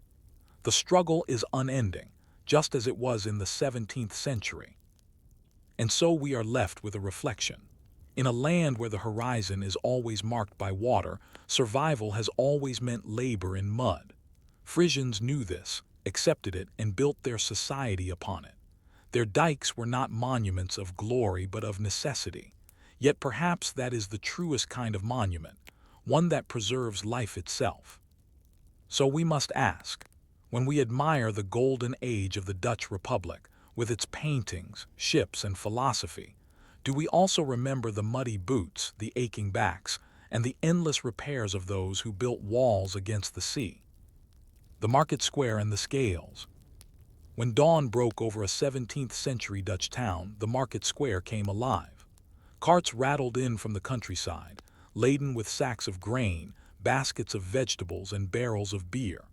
Housewives carried baskets, apprentices ran errands, and merchants prepared to haggle. At first glance, it was a scene of lively commerce, a place where buyers and sellers met in noisy exchange. But behind the clamor stood a system of rules, regulations, and inspections that turned every loaf of bread and every jug of beer into a matter of civic order. For bread and beer were not luxuries, they were survival. A Dutch laborer might consume nearly a kilogram of bread per day, washed down with beer that was safer than water. In towns from Haarlem to Utrecht, the majority of calories consumed came from these staples. If bread was short or beer watered down, the effects rippled through entire communities. Hunger bred unrest, and unrest threatened civic peace. It was for this reason that markets were not left to the chaos of bargaining alone. They were governed with care, down to the last ounce. Bread weights. Bakers were among the most closely regulated trades in Dutch towns. City councils issued ordinances specifying not only the ingredients of bread but also its weight. Each loaf had to conform to standards adjusted according to the price of grain. If rye was cheap, loaves had to be heavy. If prices rose, loaves could shrink, but only within set limits. Inspectors, known as queumeesters, patrolled bakeries and stalls, carrying official scales. They weighed loaves in public, in front of customers, to ensure fairness. The punishments for fraud were severe. A baker caught selling underweight bread might be fined, have loaves confiscated, or in extreme cases be placed in the stocks. Stories circulated of bakers paraded through streets with loaves hung around their necks as symbols of dishonor. The regulation was not simply economic but moral. Bread was life, and to cheat in bread was to cheat the community. Yet bakers lived with constant tension. Grain prices fluctuated wildly, affected by poor harvests, wars, and trade disruptions. The difference between profit and loss could be a matter of ounces. Many tried to stretch flour with cheaper additives, peas, beans, or even ground-up chaff. Inspectors sniffed and tasted loaves, alert to deception. Housewives, too, became watchdogs, weighing bread at home, complaining loudly if shorted. Thus, the baker's oven was both livelihood and risk, watched by neighbors and officials alike. Beer measures. If bread fed the body, beer quenched its thirst. Water in Dutch towns was often contaminated, drawn from canals that doubled as sewers. Beer, boiled in the brewing process, offered safety in calories. From strong ales brewed for special occasions to the weak, small beer drunk daily by children, it flowed through every household. Brewers, like bakers, operated under strict regulation. City councils fixed prices, issued licenses, and most importantly measured volume. Each jug, tankard, or barrel had to meet official standards. Alehouse keepers who served short measures faced fines. Inspectors carried copper measuring rods and checked taverns, pouring out samples to ensure compliance. Taxes made regulation even more pressing. Excise duties on beer were among the richest sources of municipal revenue. Every barrel sold contributed to city coffers, funding dike repairs, poor relief, and street cleaning. Cheating in measures was thus not only fraud against customers but theft from the city itself. The vigilance of officials had both economic and political weight. The market as theater of order. On market days, the process unfolded with ritual precision. At one end of the square, scales were set up, often large enough to weigh sacks of grain or wheels of cheese. Officials in distinctive cloaks presided, their authority symbolized by the town seal. Buyers and sellers presented goods, weighed them, and stamped receipts. Ordinary citizens watched carefully. Housewives pressed close to see loaves tested. Tavern keepers whispered complaints about inspectors' strictness. Children darted between stalls, snatching crusts or sipping spilled beer. For all its noise and bustle, the market was a stage on which civic order was performed. The weighing of bread, the measuring of beer, and the ringing of the town bell to mark opening and closing hours all reinforced the idea that commerce was not chaos but discipline. Daily dependence. For the urban poor, regulation meant survival. Wages were low, and bread consumed half or more of household income. A single rise in grain prices could bring hunger. City councils tried to soften blows by importing grain from abroad, storing reserves, or subsidizing loaves during crises. Bakers were ordered to produce cheaper, hunger bread made from mixed grains when rye or wheat was scarce. These measures were unpopular but necessary. Beer, too, was adjusted for hardship. In bad years, weaker brews were promoted, stretching supplies while maintaining calories. Though mocked as thin and tasteless, they kept families alive. Regulation was not charity but management, the attempt to keep unrest at bay by ensuring the basics of survival. The moral dimension. Behind all this lay a moral vision. Bread and beer were not merely goods but symbols of trust. To weigh honestly was to honor God and neighbor. To cheat was sin. Guilds reinforced this ethos, punishing members who broke rules. Sermons echoed the theme, warning bakers and brewers that their eternal fate might rest on the fairness of their scales. Thus, a market square in a 17th-century Dutch town was more than a place of trade. It was a microcosm of society, noisy, crowded, but underpinned by a web of rules, inspections, and rituals. Every loaf weighed, every jug measured, every fine imposed spoke to the larger principle: survival required order. And so we are left with a question. In a society where the smallest measure was watched so carefully, did regulation create trust and stability, or did it breed suspicion and resentment among those constantly inspected? Guilds, taxes, and scandals. If the market square was the public stage of regulation, the guilds were its backstage managers. Bakers and brewers were not solitary tradesmen. They were members of tightly organized corporations, sworn to uphold standards, defend privileges, and monitor each other. Their guilds provided structure, training, and protection, but also imposed obligations and discipline. The Guild of Bakers. The Bakers' Guild regulated who could bake bread for sale, how apprentices were trained, and what prices could be charged. Membership required years of apprenticeship, a fee, and adherence to guild rules. In return, bakers gained the right to sell in town markets, a valuable privilege. The guild enforced standards internally. Inspectors chosen from among members weighed loaves, inspected ovens, and imposed fines for fraud. This self-policing reflected a principle common in early modern Europe. Trades regulated themselves, but always under the shadow of civic oversight. A guild that tolerated cheating risked losing its privileges. For apprentices, life was harsh. They rose before dawn to stoke ovens, kneaded dough by hand, and carried heavy baskets through narrow streets. Yet for those who endured, mastery meant security. Bread was indispensable. So long as towns existed, bakers would be needed. The Guild of Brewers. Brewers were equally organized, perhaps more so, for beer was not only daily sustenance but also a pillar of municipal finance. In some towns, beer excise provided more than half of annual revenues. Councils watched brewers closely, not only for honesty but for revenue. Guild regulations required precise recipes. Beer had to meet standards of strength, taste, and purity. Barrels were marked with guild seals, certifying volume and quality. Inspectors patrolled alehouses to ensure tavern keepers served only guild-approved brews, measured by official jugs.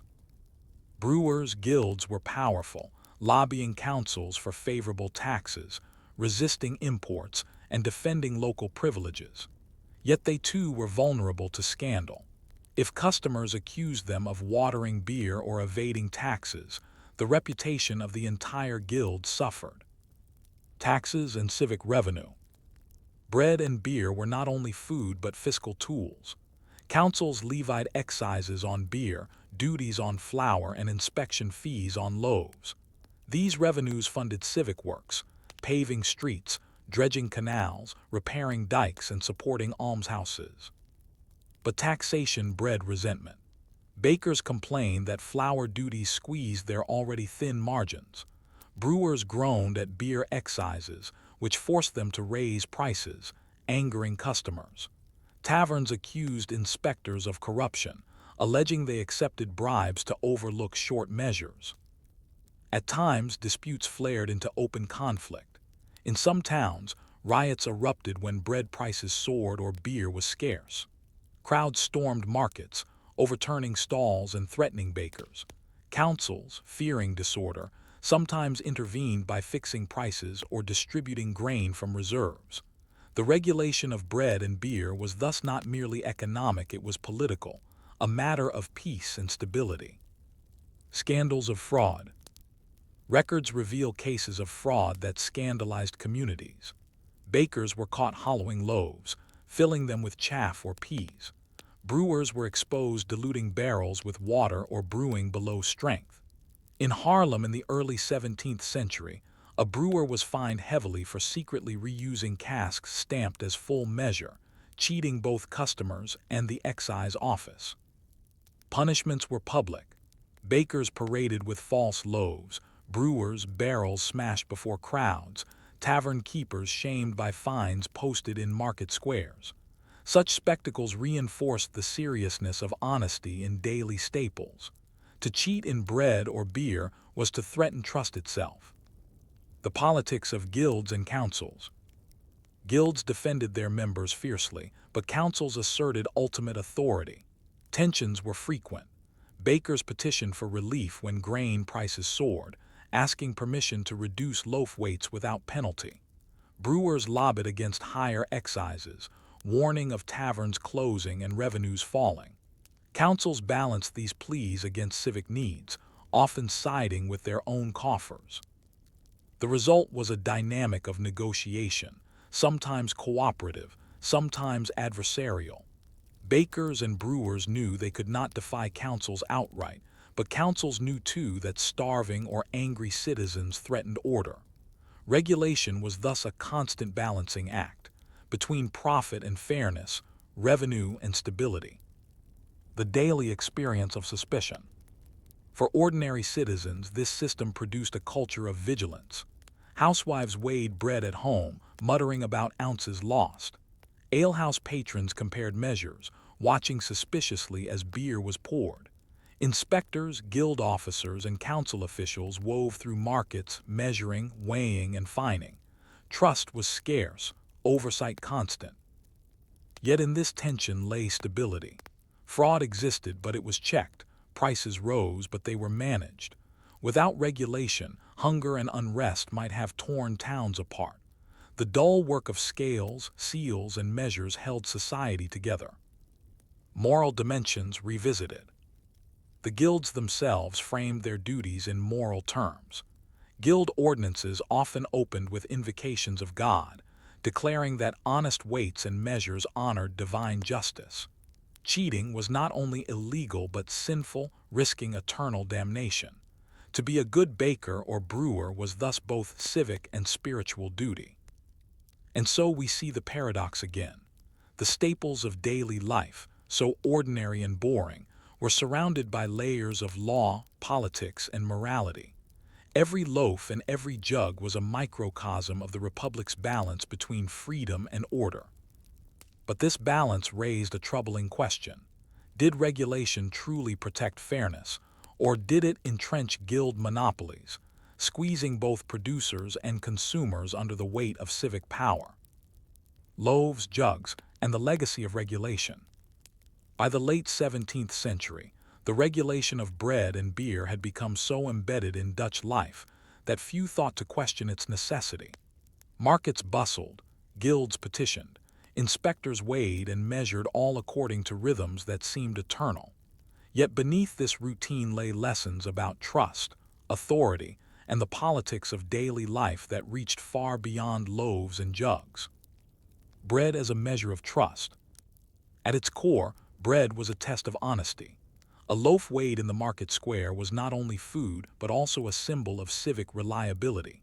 Citizens who saw bakers inspected felt reassured that their needs were protected, that the city cared about fairness in essentials.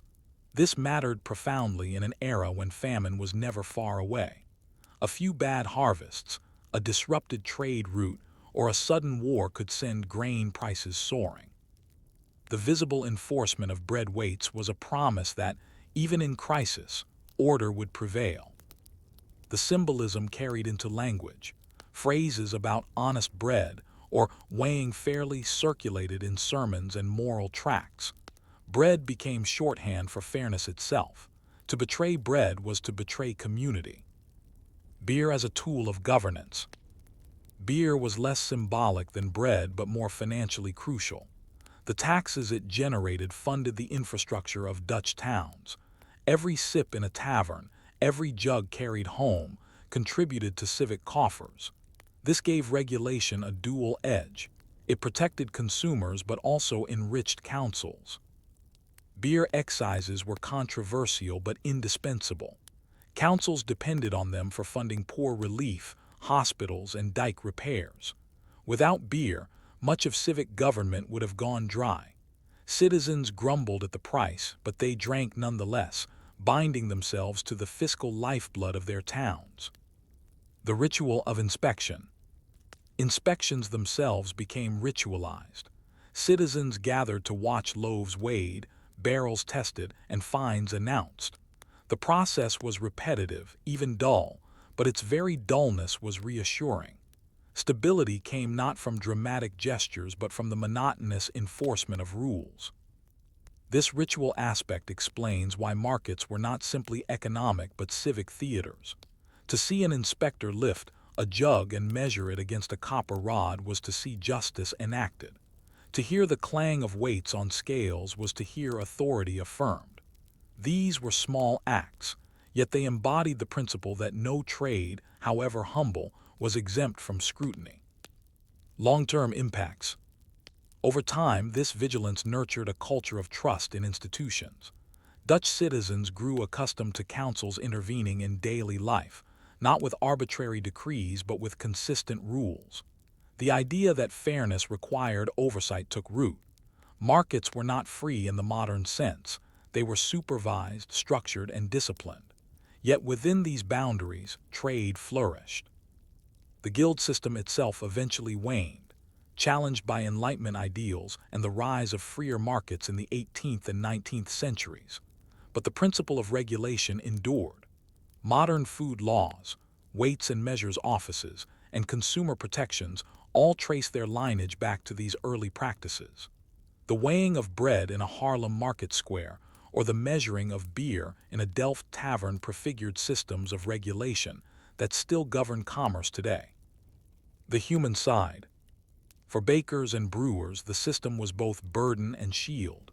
Regulation constrained profit, subjected them to constant scrutiny, and exposed them to public shame.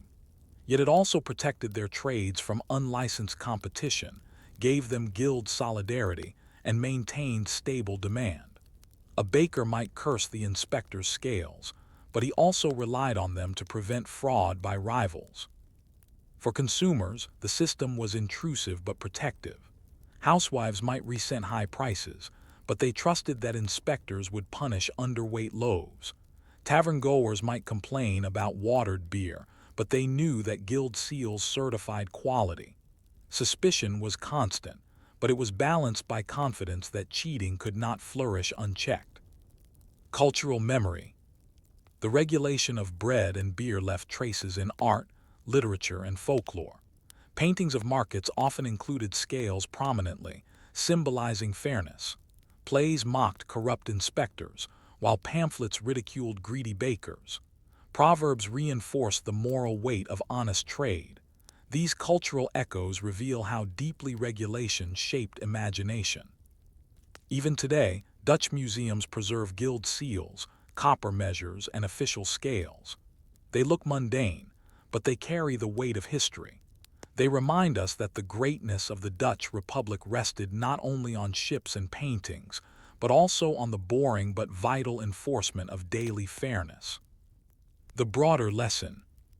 Bread and beer may seem humble compared to voyages to the East Indies or masterpieces of art, yet they were the foundations of daily survival. Without regulated markets, hunger and unrest would have undermined the Republic's stability. Without beer excises, councils would have lacked funds for dikes and canals. The glory of the Dutch Golden Age was sustained by the dull grind of regulation. And so we end with a reflection. The story of bread weights and beer measures is not about drama but about discipline. It shows how societies endure not through grand gestures but through countless small acts of vigilance. Loaves and jugs, weighed and measured, were the unseen scaffolding of prosperity. So we might ask, when we think of history, do we value the boring systems that kept people fed and streets orderly as much as the ships, battles, and paintings that capture our imagination? Watching the waterways. In the 17th-century Dutch Republic, canals were highways. Barges glided past windmills, laden with cheese, peat, beer, bricks, and passengers wrapped in cloaks against the spray. Every town was stitched into this watery network, every market supplied by it. And at the narrow bridges, sluices, and locks stood the figures who made sure that commerce did not flow freely, the toll collectors. Their job was simple in theory and tedious in practice: to record every passing boat, calculate its dues, and collect payment. Nothing moved without notice. A barge filled with grain owed one rate, a sloop carrying peat another. Even passenger boats, the famous trekschuiten drawn by horses along towpaths, paid for the privilege of passing locks and bridges. The Republic was built on water, but that water was monetized, counted barrel by barrel, plank by plank. The toll house.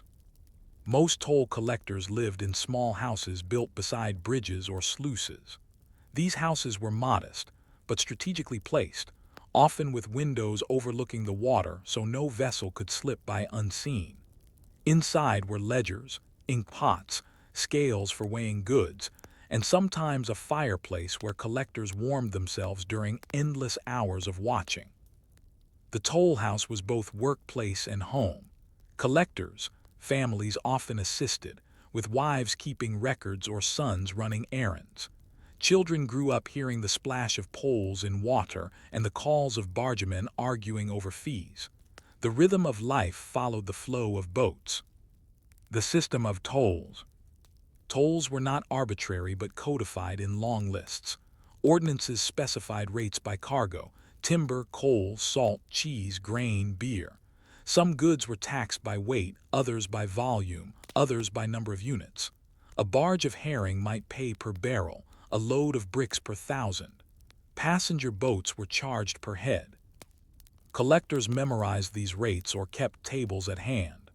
Accuracy mattered, for both undercharging and overcharging could bring penalties. Mistakes angered merchants, and complaints could reach town councils.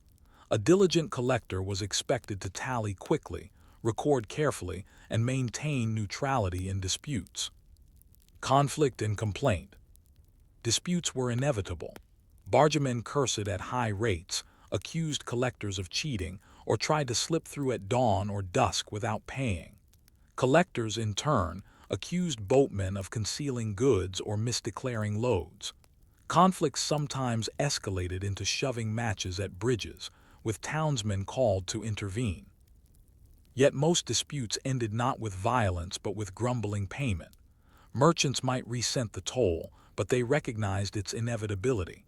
The canal network was too vital to bypass, and tolls were too entrenched to evade regularly. Complaints filled taverns and pamphlets, but boats continued to stop at toll houses. The purpose of tolls. Tolls funded maintenance. Canals required constant dredging, locks needed repairs, bridges had to be rebuilt after floods. The fees collected at each point supported these expenses. Town councils justified the charges as necessary for keeping waterways navigable. But tolls also provided profit. Cities, provinces, and sometimes private individuals held rights to levy them, turning water into steady revenue. Disputes erupted between jurisdictions. Should a toll go to the town maintaining the lock, or to the province that built the canal? Bargemen were caught in the middle, paying at multiple points along a single journey. The boredom of counting. For the collector himself, life was less about disputes than about monotony. Hour after hour he sat by the window watching barges pass. He noted the time, the type of cargo, the payment. He inked lines in ledgers until pages blurred together. In winter, frost coated the panes. In summer, flies swarmed the ink. Yet the work demanded vigilance, for a missed boat was lost revenue. Some collectors kept themselves awake with pipe smoke, others with cups of small beer. The hours stretched long, especially at busy junctions where boats lined up at dawn. A diligent collector might process dozens of vessels in a day, each one a repetition of questions, notes, and coins. The merchant's perspective. For merchants, tolls were a burden but also a cost of doing business. They calculated routes not only by distance but by toll stations. Some preferred longer journeys if they meant fewer fees. Records show merchants lobbying councils to reduce or abolish certain tolls, arguing that they hindered trade. Sometimes they succeeded. More often, councils defended revenue. Merchants adapted with pragmatism. They adjusted prices, spread costs, and carried on. After all, canals made trade possible. The toll was the price of a system that linked inland towns to ports, fields to markets, and breweries to thirsty cities.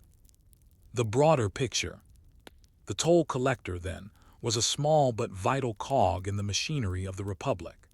His work was invisible to history books, yet every ship of spices in Amsterdam's harbor, every painting commissioned by a wealthy merchant, every feast of bread and beer depended on the quiet man in the toll house counting boatloads. And so we are left with a question. Did the system of tolls, with its endless counting and recording, hold Dutch commerce together by funding waterways, or did it strangle it with too many fees and too much bureaucracy? Economics, disputes, and the weight of bureaucracy. The toll collector at his window, ledger open and pen ready, was more than a solitary figure. He represented a system of revenue that touched every corner of Dutch commerce. In a republic famed for its openness to trade, it was paradoxical that canals were lined with barriers of fees. Yet these tolls were essential to civic and provincial finances, shaping both opportunity and frustration. The economics of tolls. Each toll station generated steady income. Rates varied widely. A barge of peat might pay only a few stuvers, while a cargo of salt or wine could owe guilders. Passenger boats contributed smaller sums, but their constant traffic added up. In aggregate, tolls provided a significant portion of municipal budgets. Some towns relied on them as much as on beer excises or market fees. The money was earmarked, at least in theory, for maintenance. Dredging was a never-ending task. Canals silted quickly, especially where rivers fed them. Locks and sluices required timber, iron, and skilled carpenters. Bridges wore out under traffic, demanding replacement every generation. Without toll revenue, councils argued, the waterways would decay, choking trade. But critics pointed out that tolls also enriched those who controlled them. In some cases, rights to levy tolls had been granted centuries earlier to nobles, monasteries, or private investors. These owners collected revenue long after their original investments were repaid. Bargemen complained of paying for the same stretch of canal 2 or 3 times, at stations run by different authorities. Merchant complaints. Merchants voiced their anger in petitions and pamphlets. They argued that excessive tolls strangled commerce, discouraging long-distance trade. A journey from Groningen to Amsterdam might involve 10 or more payments, each one adding to costs. Some routes were nicknamed toll roads of water, notorious for their string of collectors. Complaints often targeted overlapping jurisdictions. A provincial toll might be levied on goods entering Friesland, followed by a municipal toll at Leeuwarden, and a guild toll at a particular bridge. Merchants fumed at the inefficiency, claiming it slowed trade and invited corruption. Yet councils, unwilling to give up revenue, rarely reformed the system. Famous disputes. Occasionally, disputes escalated into public controversies. In the 1630s, merchants in Holland protested against tolls levied by neighboring provinces, arguing they unfairly taxed goods destined for Amsterdam. Provincial assemblies debated fiercely, each defending its right to raise funds. One case in Utrecht became infamous when collectors were accused of inflating fees by misclassifying cargo. Bargemen claimed that peat, taxed at a low rate, was falsely recorded as timber, which paid more. The scandal reached the States General, where delegates argued for days. The result was not abolition but a new set of ordinances, thicker ledgers, stricter categories, and more bureaucracy. The bureaucratic burden. This was the paradox of Dutch tolls. Complaints about inefficiency often produced more rules, not fewer. Collectors were given longer lists, new forms, additional seals. Bargemen faced more inspections, more delays, and more arguments over classification. Yet the system endured, in part because the Dutch had a cultural tolerance, even a pride in bureaucratic detail. Order was valued over speed, accuracy over convenience. To outsiders, it seemed absurdly complicated. To locals, it was the price of fairness. Every boatload, no matter how small, was recorded.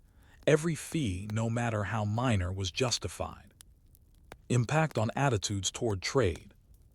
These tolls shaped Dutch attitudes toward commerce. On one hand, they bred suspicion of authority. Merchants grumbled that councils cared more for revenue than prosperity. On the other, they fostered a sense of accountability. Trade was not a free-for-all but a regulated system where rules, however tedious, applied to all. Foreign merchants sometimes balked at the layers of fees, but many accepted them as part of doing business in a land of canals. The efficiency of transport outweighed the nuisance of tolls. A barge laden with goods could still reach Amsterdam faster and cheaper than by land, even after paying multiple collectors. Life in the toll house. For the collector, these disputes filtered down into daily routine. He heard the grumbles of bargemen, copied new ordinances into his ledger, and adapted to shifting rates. His life was filled with paper and coin, stamps and seals. He was both clerk and guard, bureaucrat and neighbor. Collectors were sometimes accused of corruption, accepting bribes to overlook loads or misrecord cargo. Councils investigated occasionally, but most collectors lived modestly, their earnings steady but unspectacular. The greater frustration was not corruption but monotony, endless columns of figures, endless arguments over rates. The bigger picture. In the long run, the toll system reflected the Dutch approach to governance: fragmented, layered, pragmatic, and endlessly detailed. Provinces, towns, guilds, and individuals all claimed rights, creating a patchwork of overlapping authorities. To modern eyes, it seems chaotic. To contemporaries, it was normal. The Republic thrived not in spite of this bureaucracy, but because of it, finding order in its very complexity. And so we reach another question. Did the proliferation of tolls and collectors reflect the strength of Dutch governance, ensuring meticulous order, or did it reveal its weakness, burdening trade with too many hands in the purse? The decline of the toll house. By the 18th century, complaints about tolls were louder than ever. Merchants petitioned assemblies, pamphleteers mocked collectors, and travelers grumbled at delays. Yet the system persisted, in part because it was profitable, in part because it was so deeply entrenched. Still, change was on the horizon. Centralization of management. The first shift came with provincial reforms. Holland, the richest province, began consolidating toll rights, buying out private owners and folding revenues into provincial budgets. Other provinces followed more slowly, but the trend was clear. What had once been scattered among nobles, monasteries, towns, and individuals gradually became more centralized. This centralization allowed for some streamlining. Duplicate tolls were abolished, overlapping rates clarified. Merchants welcomed these small improvements, though they still faced numerous payments along major routes. The ideal of a free canal remained distant, but progress was noticeable. The 19th century and beyond. The real transformation came in the 19th century, when the Napoleonic era imposed sweeping reforms. The French introduced uniform codes, standardized fees, and greater central oversight. After Napoleon's fall, the new Kingdom of the Netherlands retained many of these reforms. Slowly, toll stations disappeared, replaced by general taxes or larger, consolidated fees. Steam power also changed the picture. With faster boats and new infrastructure, delays at toll houses became intolerable. Efficiency demanded modernization, and the old toll collector with his ledger and scales became obsolete. By the late 19th century, most canal tolls had been abolished or absorbed into national taxation. Life after the toll. For the toll collectors themselves, this transition was both loss and relief. Families who had lived for generations in toll houses found their posts abolished. Some houses were repurposed as lockkeepers' lodges, others were abandoned and fell into ruin. Yet many collectors welcomed the end of monotonous hours, the endless disputes, the constant suspicion of corruption. For merchants, the disappearance of tolls was liberation. Routes became faster, cheaper, and less frustrating. The dream of freer trade, long stymied by countless fees, finally became reality. Cultural memory. But memory of the toll collector lingered. In local folklore, he remained a familiar figure, the stern man at the bridge demanding coin, recording details in his ledger.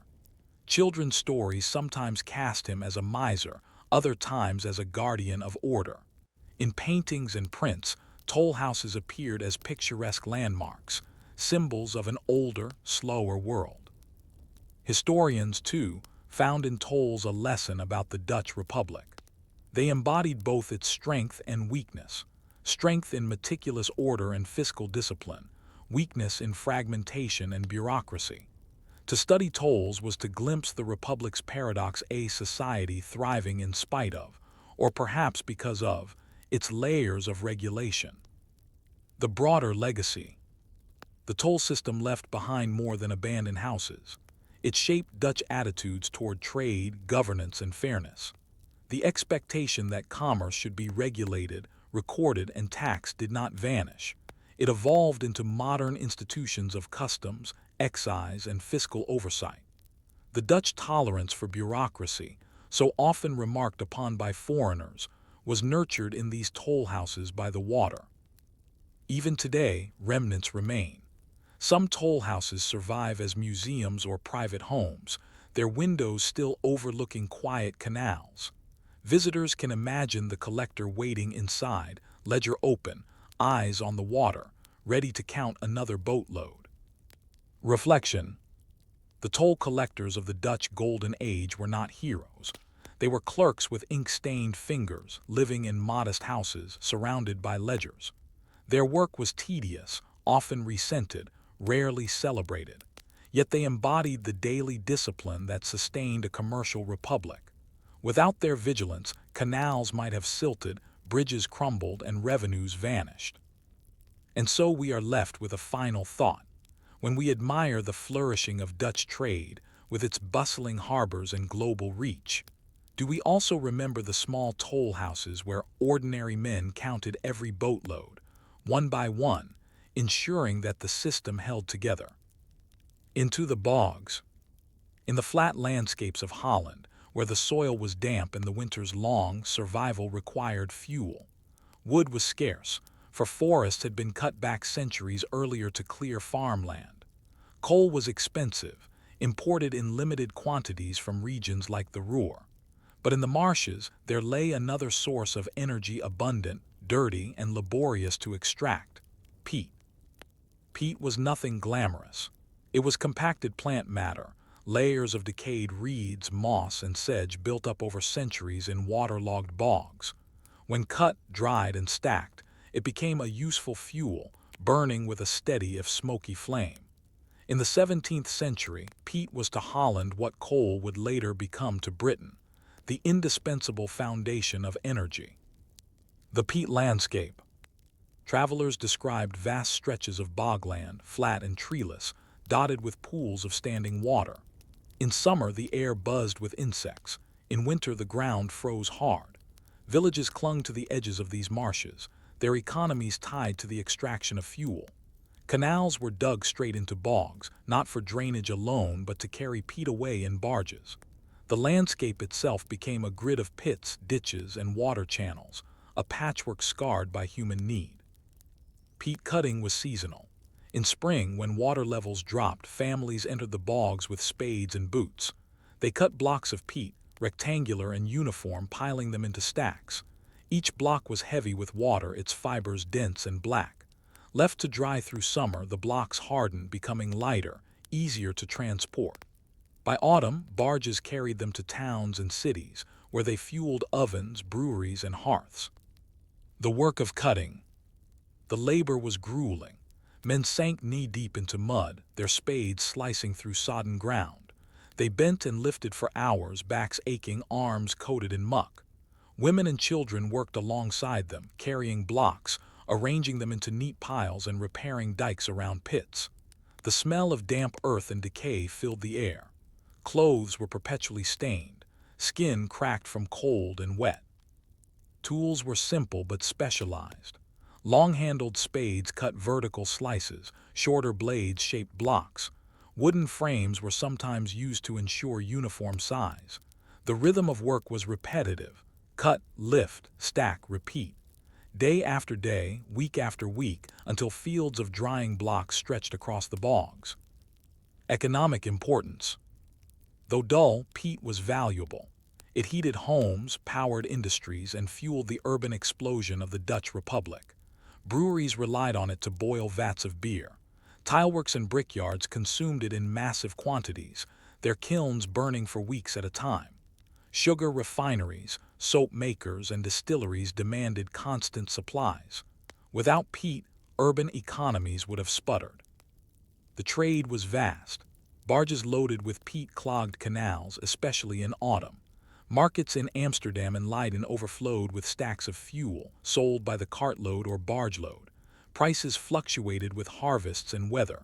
A wet summer could spoil drying, driving prices higher. For many townsfolk, the cost of peat was as significant as the cost of bread. Warmth was survival, and fuel was never cheap. Social dimensions. Peat cutting was often a family affair, but it also employed seasonal laborers.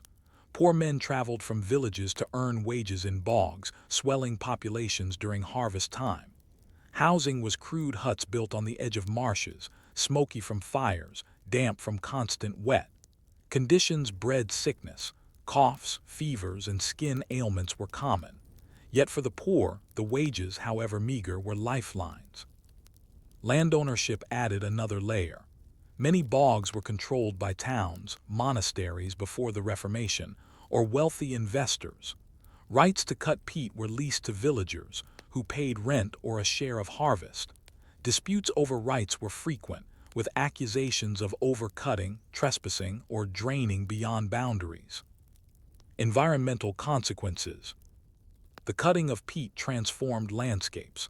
As layers were removed, the ground subsided. Fields sank, water filled abandoned pits, and lakes emerged where land had once been. The Dutch lakes around Gouda and Utrecht, now picturesque, were born of peat extraction gone too far. Entire villages sometimes had to be abandoned when land sank below safe levels.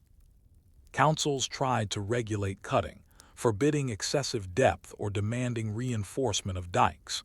But the demand for fuel was relentless, and the temptation to dig deeper constant. The very success of peat as an energy source undermined the land it came from. Cultural meaning. For townsfolk, peat was mundane but essential. Stacks of it by the hearth were signs of winter preparation. The smell of burning peat filled streets, a smoky haze settling over canals on cold mornings. Writers compared the Dutch reliance on peat to other nations' reliance on wood or coal, noting its ubiquity. It lacked glamour but symbolized practicality, a fuel born of marshes, sustaining one of the richest republics in Europe. And yet, its dullness concealed drama. Beneath every glowing hearth lay the labor of men in bogs, knee-deep in mud, cutting block after block. The comfort of a warm house in Leiden or Haarlem depended on the exhaustion of anonymous cutters on distant marshes. Organizing the peat trade. By the 17th century, peat was no longer a simple village fuel. It had become an industry, structured by leases, contracts, municipal regulations, and large-scale investment. The bogs of Holland, Friesland, and Utrecht were not cut at random. They were surveyed, parceled, and exploited with a degree of planning that reflected the Republic's obsession with order. Ownership and leasing. Much of the bogland belonged to towns. Amsterdam, Haarlem, and Leiden all held rights to nearby peat fields, considering them strategic assets. Councils divided bogs into lots, leased them to contractors or villagers, and collected rents or shares of output. Other lands were owned by private investors, who bought marshy tracts not for farming but for the fuel buried beneath. Leases specified boundaries, cutting depths, and obligations. Contractors promised to deliver certain quantities of peat to towns each year, often at fixed prices. Failure brought penalties. Overcutting could lead to termination. Yet enforcement was difficult. In practice, many cutters ignored restrictions, digging deeper to maximize short-term yield. Towns as consumers. The towns themselves were massive consumers of peat. Breweries in Haarlem alone devoured thousands of tons annually. Tileworks around Gouda burned day and night. Amsterdam, with its growing population, needed a constant supply for heating homes. Councils used their ownership of bogs to guarantee fuel for their citizens, sometimes stockpiling reserves against winter shortages. Peat was sold in regulated markets. Prices were posted, loads measured, and quality inspected. Good peat was dense and dry, burning hot and long. Bad peat was damp or crumbly, smoking heavily and producing little heat. Inspectors examined barges, rejecting loads deemed too poor for sale. The investor's role. Beyond councils and villagers, wealthy investors saw profit in peat. Merchants, already rich from overseas trade, bought shares in peat companies. They financed canals to transport peat, dikes to drain bogs, and warehouses to store fuel. Dividends flowed from the steady demand. Unlike overseas ventures which risked storms and pirates, peat promised reliable returns. Some investors became notorious for exploiting bogs aggressively, prioritizing short-term profits over long-term sustainability. Whole landscapes were gutted, leaving behind shallow lakes. Locals complained that investors in distant Amsterdam cared nothing for villages forced to abandon sinking land. Yet the profits were too tempting, and enforcement too weak. Social tensions. For villagers, peat was both livelihood and burden. Cutting offered wages, but rents and leases siphoned much of the value to towns and investors. Families worked long hours in muck, only to see most profit flow outward. Resentment brewed, especially when councils raised rents or restricted rights. Conflicts erupted. Records tell of villagers defying council orders, sneaking into bogs at night to cut unauthorized peat. Armed guards were sometimes posted to patrol dikes. Lawsuits filled provincial courts as towns sued villagers for trespass, and villagers accused towns of overreach. The tension reflected a deeper inequality.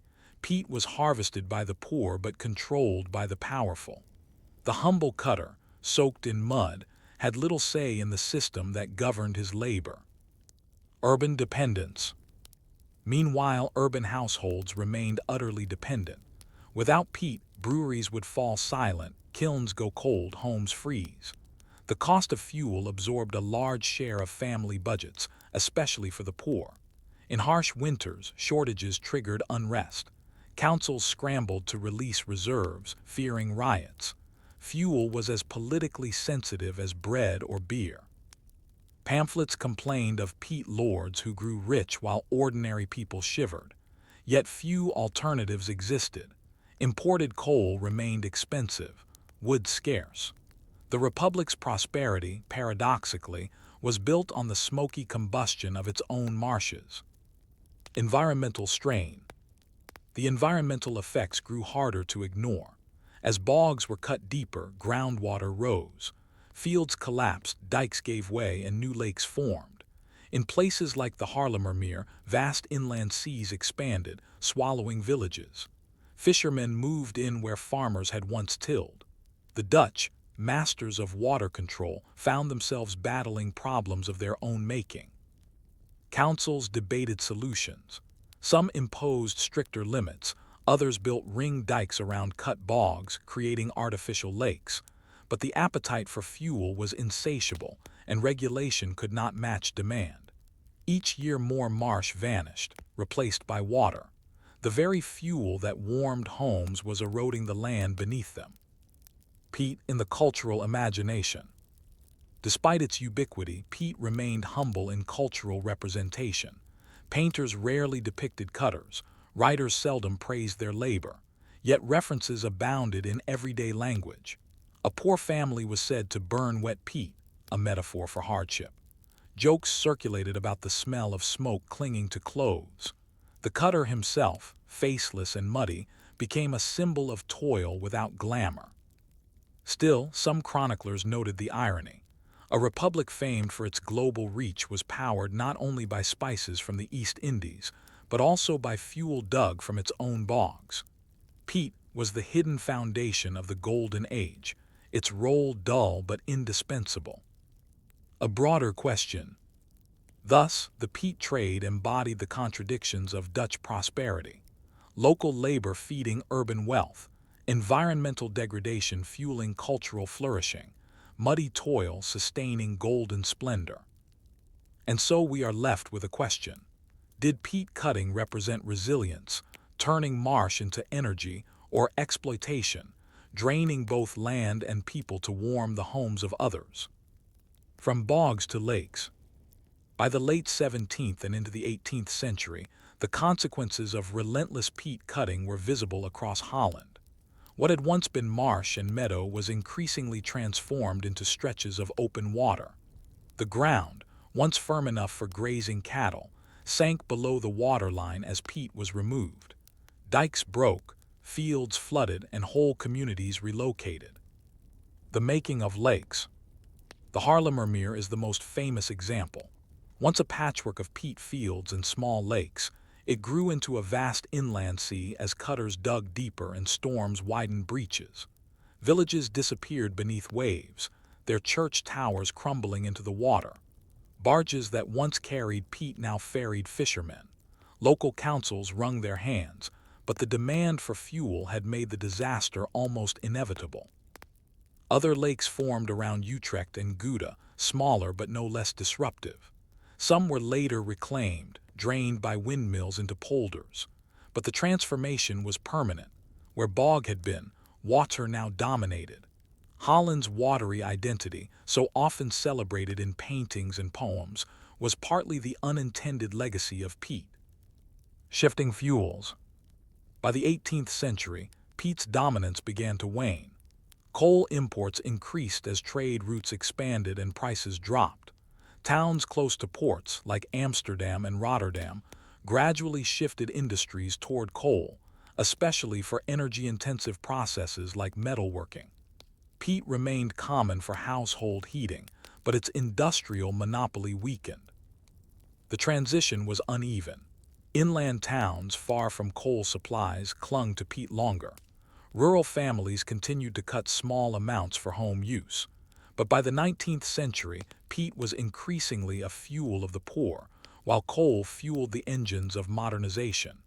The age of peat had passed, leaving behind lakes and memories. Social consequences. For peat cutters, this decline meant the collapse of a livelihood. Villages that had depended on seasonal labor faced hardship. Some shifted to fishing, others to farming reclaimed land. Many migrated to towns, joining the ranks of urban laborers. The muddy spade gave way to the factory machine. Yet the image of the peat cutter lingered. Writers of the 19th century described them with a mix of pity and respect, poor, dirty, but hardworking. They embodied endurance, the ability to wrest survival from inhospitable ground. Their toil, though unglamorous, was recognized as the backbone of earlier prosperity. Environmental memory. The lakes left by peat cutting became permanent features of the Dutch landscape. Some, like the Haarlemmermeer, were eventually drained in the 19th century with steam pumps, creating new farmland. Others remained, turned into places of recreation or fishing. To this day, Dutch maps bear the marks of centuries of peat extraction. Unnatural lakes, straight canals, and subsiding fields. The environmental cost was profound. By burning peat, the Dutch had released the stored energy of centuries of plant growth in a matter of decades. Land that had been stable marsh became vulnerable water. The paradox was clear. Fuel that sustained a republic also undermined its soil. Cultural legacy. Though rarely celebrated, peat entered cultural memory in subtle ways. Proverbs compared resilience to a peat fire that smoldered long but steady. Paintings sometimes depicted barges laden with brown blocks, background details that viewers scarcely noticed but would have recognized instantly. In local histories, peat cutting was recalled as both pride and loss. Pride in the fuel that sustained urban wealth, loss in the land consumed by extraction. Museums today display peat spades, miniature models of drying stacks, and maps of vanished villages, reminders of a forgotten industry. The broader reflection. Peat cutting tells a story that is both local and universal. Locally, it powered the Dutch Golden Age, fueling breweries, tileworks, and homes. Universally, it is an early example of humanity exploiting natural resources on a massive scale, reaping short-term gain at long-term environmental cost. The same dynamics would later appear with coal, oil, and gas.